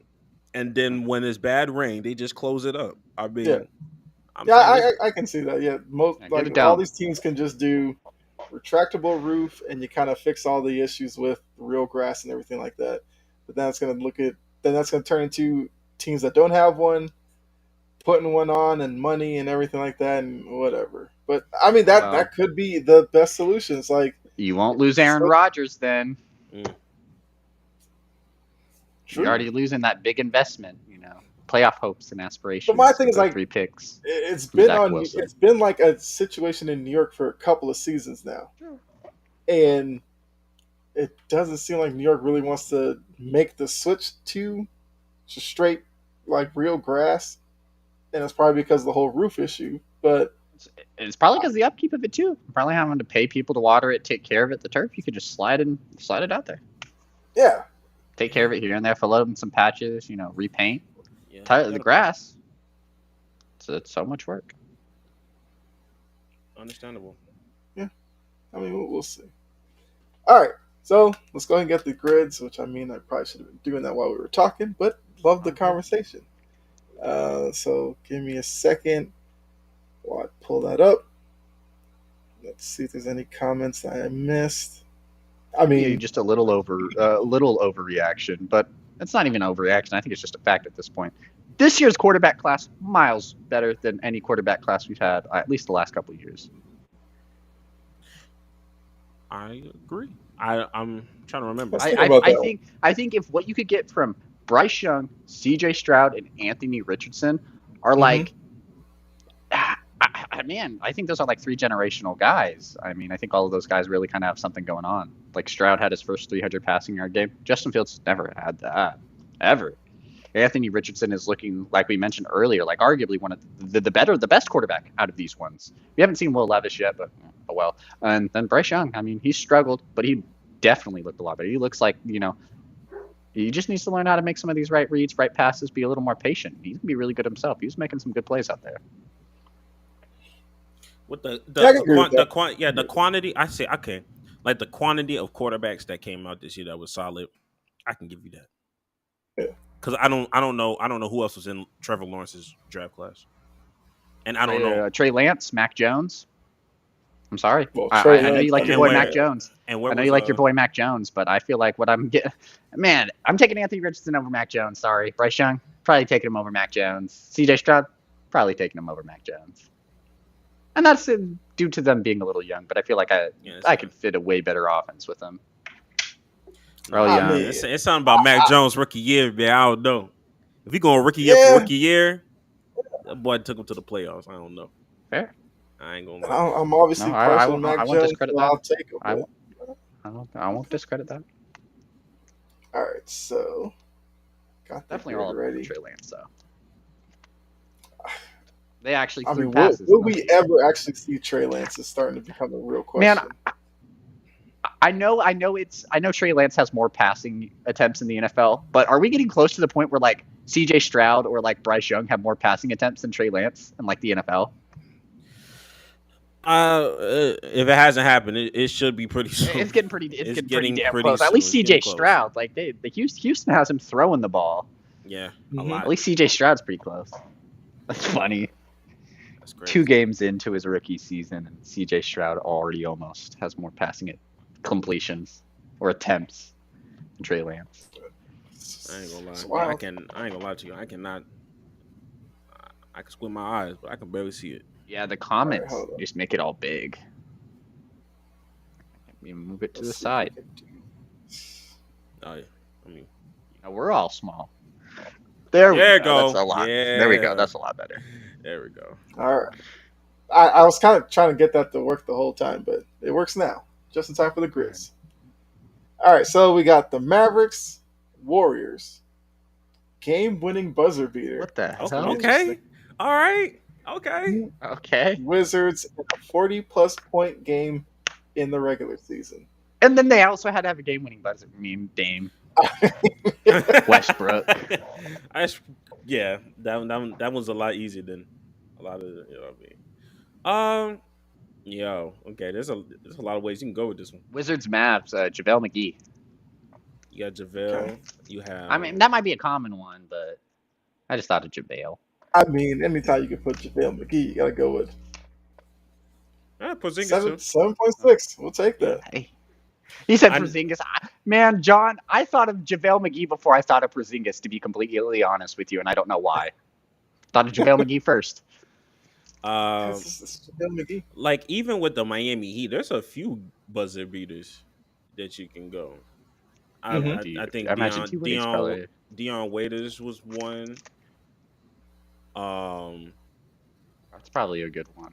You have That's probably- That's Probably probably start with Dion Waiters. Yeah. Waiters. Yeah, I mean, is it gonna get a little any more obscure than Waiters outside of like maybe probably Yeah. like Wade? 3.4. Yeah. Yeah. Washington. I know Paul Pierce hit one before. When he called game. He was like, "Call game. This my house." Yeah, I remember that one. But I'm trying to remember if there was anybody else. John Wall don't come off as somebody that was like hitting game winners like that for real. Did But- someone ever like Kelly Oubre or someone hit buzzer beaters in their time there? I can't I think don't of any know. that come to mind. Someone like Tomas Satoransky hit something. I don't know. I'm thinking of random Something Wizards names, dude. I don't know. Well, I think what would help with Pierce is probably because people remember Celtics and Brooklyn. They may not even remember him with Washington. Or the Clippers. True. Yeah, try it. That is true. I imagine not a lot of people thought of Paul Pierce. Probably put like Bradley. It might be Beal or like something. 20. It might be 20 something. Yeah, that's probably a good number. I need you to catch up here, crossover grid. 16. There you go. We'll take that. Yeah. Okay. For sure. Golden State, Miami. Gary Payton II for Wizards Warriors. Oh yeah. Okay. I forgot all about that one. Oh, you said Muggsy or Antoine. Muggsy'd probably be pretty good too. I guess Jordan Poole technically now too. Yeah, but he didn't play. 5.4. 5.4. That's Okay, cool. there we go. Although we'll have to see, is Jordan Poole actually going to be happy? Because that photo shoot he did, he looked like a man who lost his soul.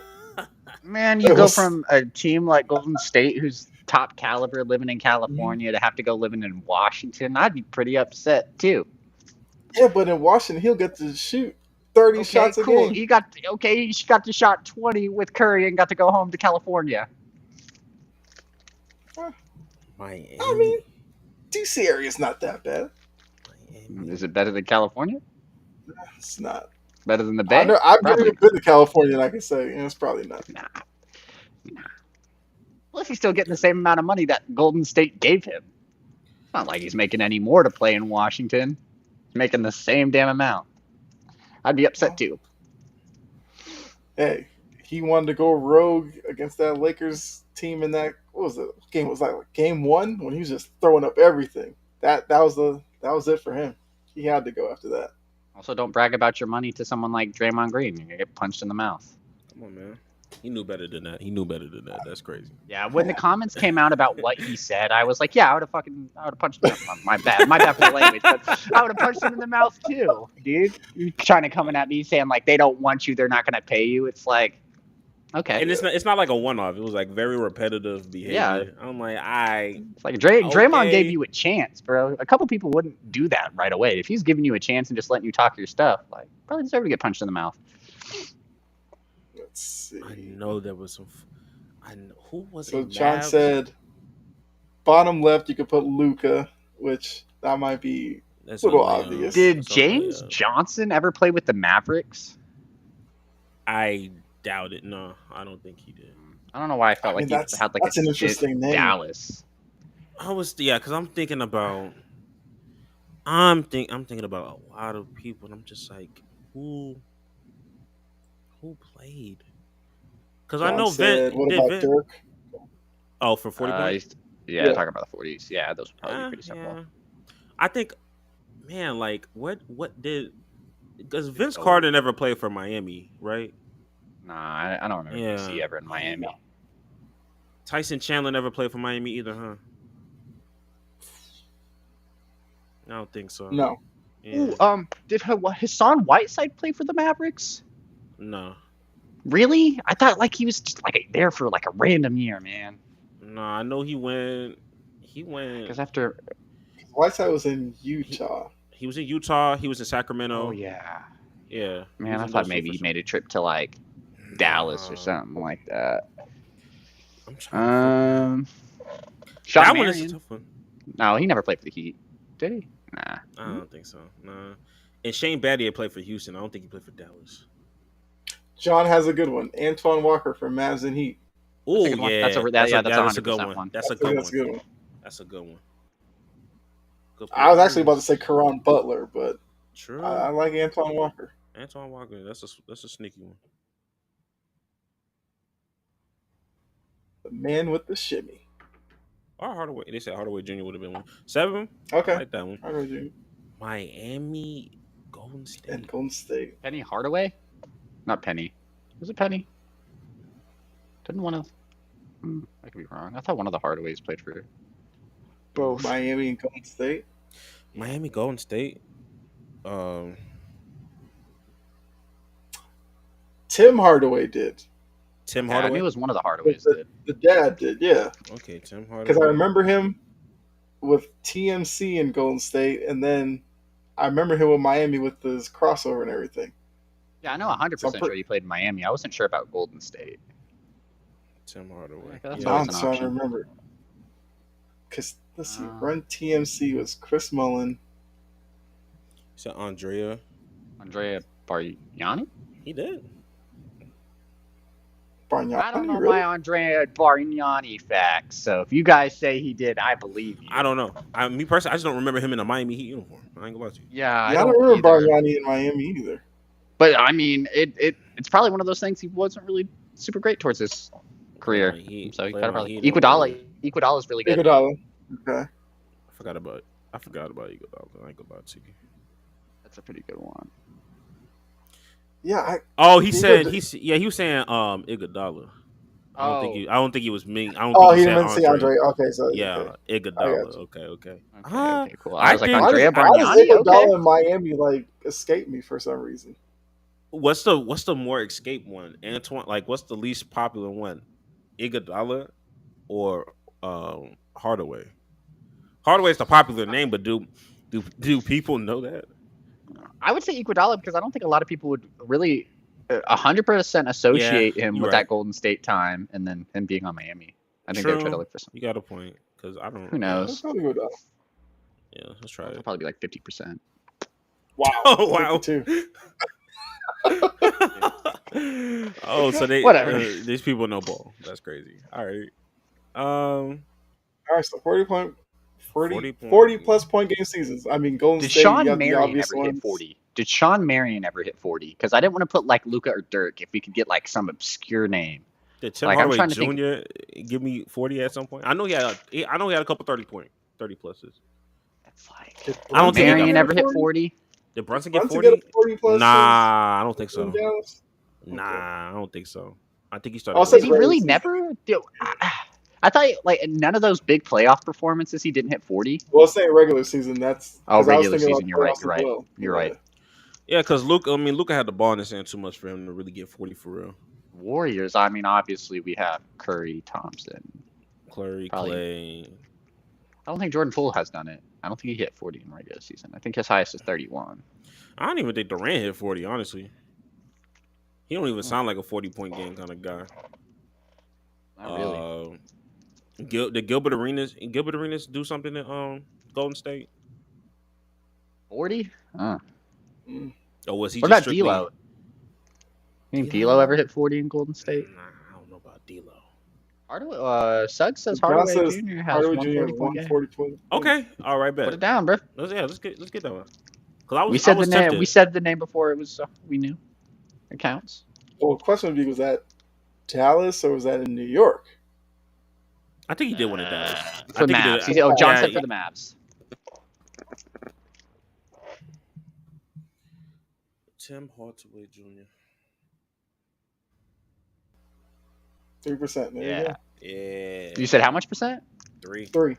Oh, there we go. I think you said 50. I was like, damn. I was like, how did he know this?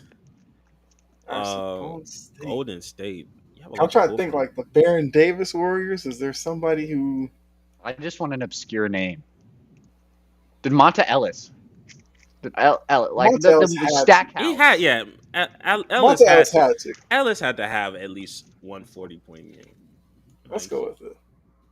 Please, Monta. That's probably like a 25% right there. 6.8. Oh, there we go. Ah, 6.8, there we bet. go. Let's go. Game I winner. was thinking him, and I was just like, I'm not sure if Monta Ellis ever did that Golden State. I know he was good there. Man, obscure Game game Monta winner. Ellis was a bucket. He was a he was a bucket. So does this 40-point and buzzer beater have to be in the same thing, or did they just have to have done both? Yeah, they just had to have done both. Okay. Both. Well, obviously Dame comes to mind. Did Jeremy Lamb ever have a 40-point game? See, I was thinking Jeremy Lamb, but He doesn't. he hit that buzzer beater with Charlotte. Yeah. I don't think he ever hit 40 in Charlotte. I'm trying to think of 40-point performance. 40 in Indiana. Trying to think of some obscure people to hit some buzzer beaters. Kevon Looney had a buzzer beater. I remember that one. But like he don't have Never. 40 That points. man's probably hit 40 rebounds before he's hit 40 points. Jeez. Man, game winners. Game winners. Wow. Obscure names. Man, has Austin Reeves hit a game winner? I guess Paul Pierce would probably be. We already picked Pierce. Oh, didn't yeah, we? we're used Pierce. Yeah, we already used Pierce, so we're gonna not use him again. Austin Reeves, I don't even think he's got a 40-point game now. Wait, has Ray Allen never had a 40-point game? Man, I was thinking Ray Allen for some of these questions, and I was just not even sure. Wait, was Ray Allen really a legit buzzer beater? Or did he just have like a Technically, it didn't beat the buzzer It because didn't beat the buzzer. there's Yeah. time left. Wait, Vince Carter's had a 40-point game, right? Yeah. So I think he's had a game winner, right? Who made a half court Right. shot? Who made a half court shot at, with a New Jersey Nets uniform from half court? Let's do it. I'm pretty sure Vince Carter had a buzzer beater against my Celtics, and Yeah, he's had a couple He's buzzer had to have beaters. done it. He's had a couple I buzzer said- beaters. I'm always down for some Vinsanity. I mean, Jeremy Lin didn't he have a game winner? I know. Linsanity too. Yeah, Vinsanity, Linsanity. 0.6%. So there you go. Hey, there we go. 0.6 There we got. go. Yeah. That's actually a pretty good one. It's not a bad score. Let's see. Otto Porter. Otto Porter Jr. Okay. Mm. Okay. Porzingis, Marion, Dwayne Wade, Bradley Beal. Okay. That's a beautiful. LeBron. I'm not Yeah. surprised. All right, so let's go ahead and take a look at the NFL. Let's get it. Dang, they have so many sports for it now. It's wild. Yeah, I remember this. The They got one for webpage. F1. Wow. Yeah, and they've even added like movies and stuff. Like they have gone crazy with these grids. Oh, crap. Hey man, I imagine that's easy to make. All right, so we have Rams, Titans, 80 plus receptions in a season.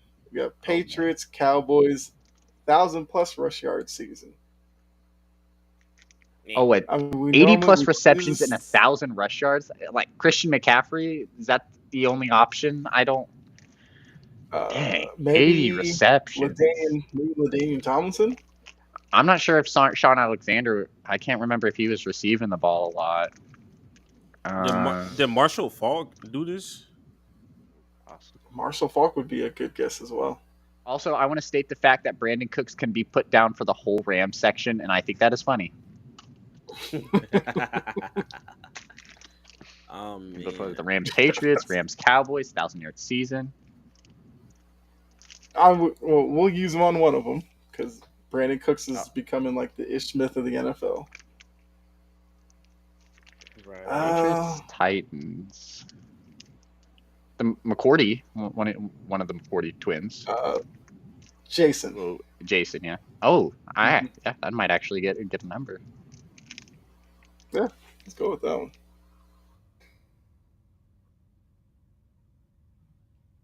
See, it's your Bud Seeds, you and Greg's teams up here, so. You see, like, I just... Odd man out. What's the percentage on that? 9.4. There we go. Okay. That's not bad. I mean, Patriots, Rams. You can also go Danny Amendola. That's a good one. Yeah, do that one. I don't imagine a lot of people are picking Danny Amendola. Well, Ow. definitely lesser than Brandon Cooks.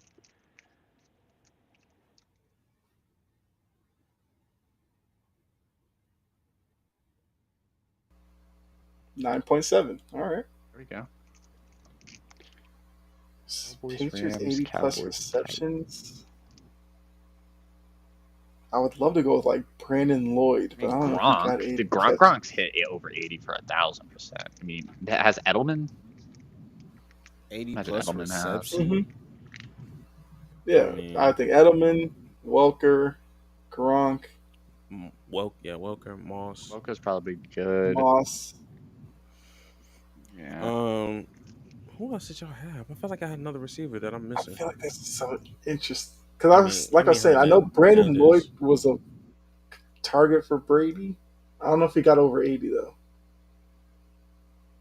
Dante Stallworth had some decent years in New England as well, but I don't know if he got over 80 either.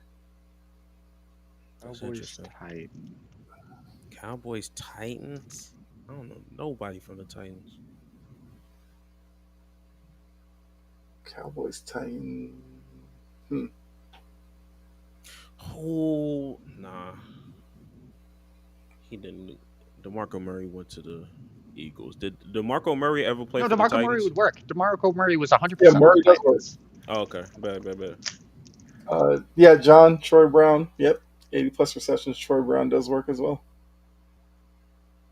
Okay. That's a good pickup on DeMarco Murray. I was thinking of there's like a running back that I'm just missing right now in my head that's played for both. Oh, you guy. Disappointed in myself. Okay. It's like the ads are just throwing this website off. Yeah, probably throwing it into StreamYard does. Well, not, what's this? I don't even know what to call this new streaming thing we're on. F-Mux or F-Mux? I think it's like EV Mux. UV Max? 62. Oh, Okay. wow. We wouldn't know about that one. I guess a lot more people remember that one. Man. Yeah, Well, I don't- think don't after he remember ended that his one. time in Philadelphia, he went to Tennessee and he played there for at least. Yeah, I think when he left Dallas, that's where he got like a lot of his money was Tennessee. So maybe. Yeah, got a point. Rams, I'm looking to go with Cowboys. We always. John's Troy Brown up Yeah. here. Yeah, I imagine I like probably that won't one. get too much. Cowboys, Rams. We always got Brandon Cooks as our backup. We will always have that for any answer. You said Eric Dickerson for Rams. That makes sense. Yeah, Rams 1,000.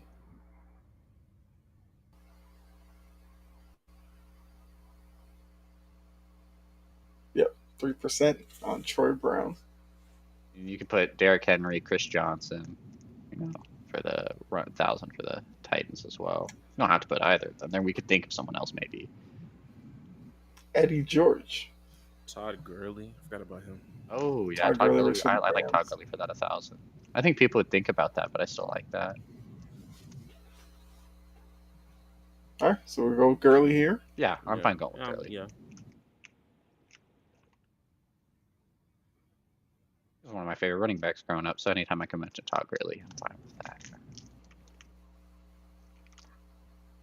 Todd Gurley. Might be like 40. There we go.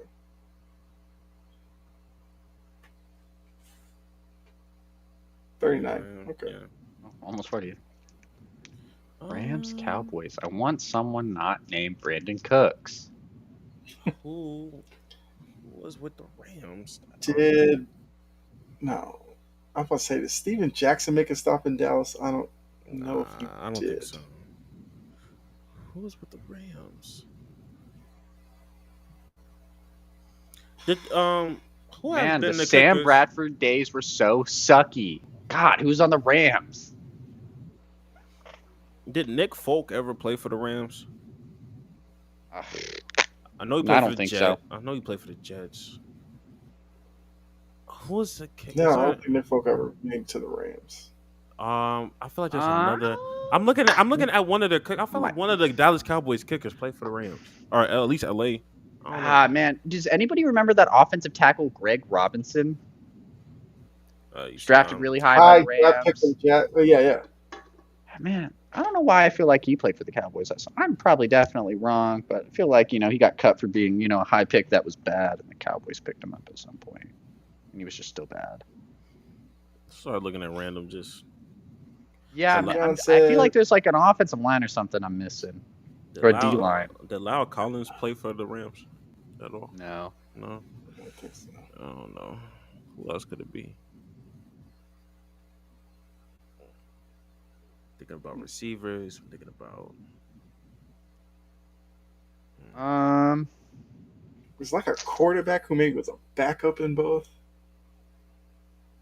Man, you don't think about quarterbacks it's weird Yeah. Goff was there for a little bit. Goff I don't was think there. Keenum was the backup around that time. Is that Keenum weird? Was it Keenum? I don't know. He was the backup for Minnesota around that time too. Case Keenum's everywhere. Yeah, Keenum was there. He hasn't been there either. Yeah, I don't know. I don't know who that could be. Always let's have see. Brandon Cooks, Yeah. but Right. I just want to think of someone else. I mean, the reception should be easy. I mean, you can go a lot of places with the Cowboys on that one. Did Ronald Jones ever play with the Rams? Did he run the ball ever with the Rams? No. I don't Well, man, I remember. guess he didn't even really play for the Cowboys. So I guess it wouldn't matter. Tavon Austin, yeah, use Tavon Austin. That's perfect. Tavon, that's a yeah, good one. Tavon, That's a good yeah. Thank you, John. That was very. There was someone out there. There's someone out there. He is from West Virginia. Really good at West Virginia too. Yeah. Tavon Austin. Forgot about buddy. So I had Eddie George for this one if you want to go with that. Yeah, that's fine. That's fine. I imagine Derrick Henry and even Chris Johnson might be a little bit higher. Yeah, CJ2K. All right, come on. Where's Jory when we need her? Oh yeah. Probably still a little upset about the Bama talk. I apologize. Okay, so 18%. That's fine. Yeah, I imagine what that other 80%, 40% Derrick Henry, 40% Right. Chris Johnson, Uh, 0.2% that one other yeah, so random running back who's done it for John's him. saying for bottom right, LT or CMC. I think Those are LT two would. that we came up with right away. I think LT would be the lesser percentage one if we're going to use one of those two. I think Christian McCaffrey is just too new with these grids. A lot of the people doing them are our age, anyways. You got a point. Unless you 11. Yeah. Yeah. Okay. Oh, he said Matt Forte. Matt I wish you would Forte, have commented that would've been a that good way one. sooner. Matt That would Forte have would been have been perfect. crazy. Yeah, that would What have about been a nice Arian one. Foster? Now that I'm thinking of like old running backs, does he do it with Houston? He might have. Maybe. He might have. It was possible. Man, only if you made that comment a little Aaron sooner, Foster's John. so That was good. perfect. Yeah, Now we Forte just would've need been a good what? one. Cowboys 80. Cowboys 80 receptions. I mean, Did Michael Gallup do it that one year? He was like 1,000-yard receiving. I mean Gallup. I mean we already did Tavon, so that doesn't work. You can go Dez. You can go Roy Williams. Maybe did Roy Williams do it? Williams would be. Roy I Williams. would have it there. And I couldn't stand Roy Williams back then, but you know. I mean, Michael Irvin. got Keyshawn Johnson. Obvious. Keyshawn Johnson. Witten. Yeah, Witten, maybe. Witten had to during with the Tony Romo years. Romo loved throwing. No, He yeah, that was threw- his he bread loved throwing and bread and butter. You know, To. Mhm. Yo, it's good. Dez. Man, I like Witten or Keyshawn Johnson. I think one of those two are pretty good. Yeah. Either or. I say go Witten if we're doing Let's a true go Cowboy. I say go Witten. Yeah, let's go Witten. Not tight ends don't get a lot of love in these things. Yeah, true. Got a point. But with it being Cowboys, who knows? Des Bryant's good, but I feel like that would have been picked. 11%. Okay. Yeah. 11%. Yeah, there we go. Yeah, for sure. Well, look at this. I mean, we got both the grids perfect. Our rank 667. That's not bad. Oh, there we go. We'll get that Sony top. Michel. We'll get like a good like top 50 spot one day. Might get ranked in one. We'll see. We can figure So something. yeah, Sony Michel, Rams, Patriots. Yeah, you got Randy I was Moss thinking for that. Titans, Patriots. Wes Welker, Okay. Brandon Cooks, because like we said, he works all a the friend. time. DeMarco Murray, Des Bryant, Todd Gurley, Derrick Henry, CMC. Yep. All right. Well, there we go. Right at that 2 hour mark, basically. Exactly. So those are the immaculate grids. We, like you said, Dylan, we killed it. Now let's go with. I'm on the big screen. Let's go. Yeah. Yeah. Yeah. So, like I said, that's all we kind of have for you guys. You know, we appreciate all of you in the chat. You know, John pulling with the Witten and Troy Brown. Yeah, John Forte came clutch. Yeah. John I will say- seems to normally do that week in and week out on the grids. He comes with some good names. I will say this new streaming app, it lets us see all the comments as they come in from like whatever source they're doing it, Facebook, YouTube. And I find it so much nicer to be able to just look at them on time, kind of like that. And just be like, oh, that's what he said. Yeah, So I definitely feel like the interaction was a lot better. absolutely. Yeah. And yeah, so those of you that may not know, we switched our streaming platform. This is our first week on it, so you know, I had a little bit of learning curve with it, but I think, like you said, Dylan, I like it as well. And For everyone wondering, I'm holding this with my left hand right now. I can't mirror my camera. That's the hiccups right now. I mean, it's a minor thing. We'll figure that one out. But yes, like I said at the top of the show, you know, Jake should be back next week, so we'll have all four of us here. I mean, you guys have anything to add before we get out of here? Nah, just enjoy college football, NFL this weekend. We got some really good games. Hope everyone's safe. You know, it's getting back into the swing of all the fun sports stuff. College basketball is on the rise. Getting in that holiday season. Just stay safe. Enjoy the sports because it's going to be gone in February, and we're all going to start crying again. Absolutely. Yeah. Baseball's heating up. That's for sure too. Oh yeah. Yeah, baseball playoffs are always fun. And we'll also get into like the last few days of the season. Got the wild card races really picking up. So yeah, baseball is definitely in the Our Blue Jays forefront. still holding strong. I'm not sure if we're beating the Yankees right now though, but I hope.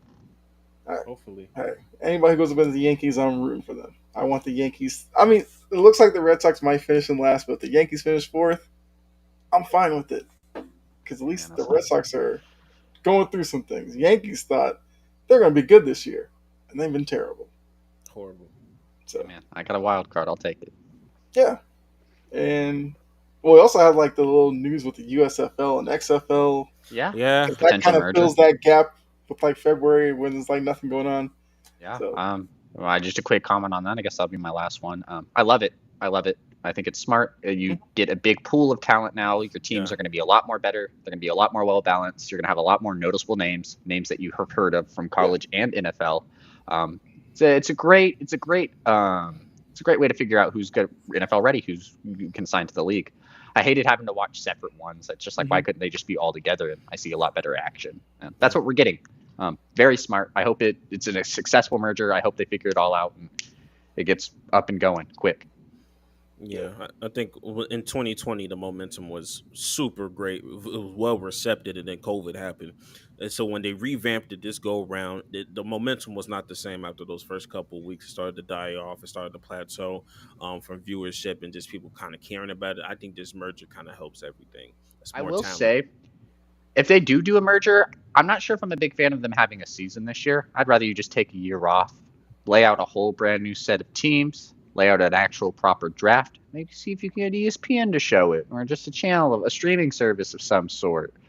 Let us be involved. Let us feel like we know what's going on. Because when it came to like these XFL drafts, these USFL drafts, like we Mhm. found out about the results on the internet because it's like they stream it live on Facebook, and it's like get some marketing behind it. You're showing these games on Fox. You're showing these games on CBS. You can't have any of them show a draft too. Like, Yeah, give us some backstories on these players. Like, let me know what college he went to. Let me know how many years he played in the NFL. How many years was he out of the league? It's just a lot of just lack of media, and that's just because not a lot of people were behind it. They need to make it absolutely. good. So if they take a year off, rebrand the whole thing because you'll have new name. You'll have to combine rosters. Just rebrand it all. I'm a Yeah, fan. New I like that. contract structure. Put me in it, man. I'll control whatever Seattle team you got. I'll help out. For sure.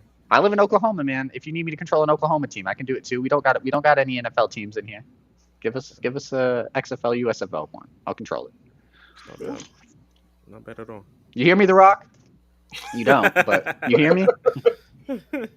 The Rock, which I mean, since coming up after us is Line in the Sand, Rock making an appearance on WWE programming was kind of unexpected, even though he kind of put the cat out of the bag by being on Pat McAfee. They're in the same city. Seemed a little coincidental, and then he Yeah, showed up. I thought that was really weird. I was like, I don't. Why is he doing all this media talking about WWE now? I feel like something's about to happen. And then he's like, actually, I'm here tonight. Well, Okay. Yeah. So, true. but yeah, that kind of leads into, like I said, Line in the Sand comes up right after us in I think like half an hour or so. So they'll catch up on all the wrestling news. Then obviously every morning you got coffee and sports. Great way to get your day started because Mo and Chris, great job on there. They Kill have it. They kill every yeah, morning. they are They great kill every it morning. Yeah, and they have the guests that they bring on, which are great. every You know, morning. Jory's been is a guest. JG, I think Will. So yeah, it's just a great show. Check it out. I mentioned a little earlier. You got Greg with Big Dogs on Campus Saturdays. Great show as well. Because like I said, I'm one of those who's a college football fan, but I feel like I could be more of a fan, getting like in-depth knowledge of the schools and everything like that. So Absolutely. Big Dogs on Campus is definitely a great place to go for that. Mhm. We got what Sideline to Sideline Thursday. Pre-game I'm on there pigskin. with Gene and Tim and Godfrey. We get you ready for Thursday Night Football, as well as some of the other stuff around the NFL. We'll see. We got new show on Thursday, not Thursday, Saturdays with actually Jory and Key. Probably gonna butcher the name. Let me see. Was it like Sideline? I gotta look it up, but I don't want to butcher the name. Something like Touchdown Queens or something like that. I feel so bad I messed up the name, but it just started last week. Really good show between those two. Make sure you check it out. I'm missing any other shows on the network right now. Oh, Cheap Seats, where you can see Dylan, myself with Gene.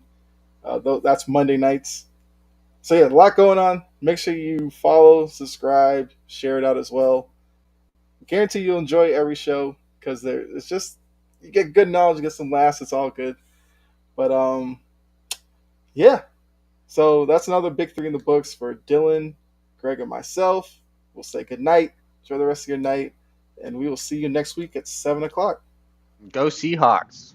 Sounds good. Have a nice night, everybody. Y'all take it easy. All right, see you guys.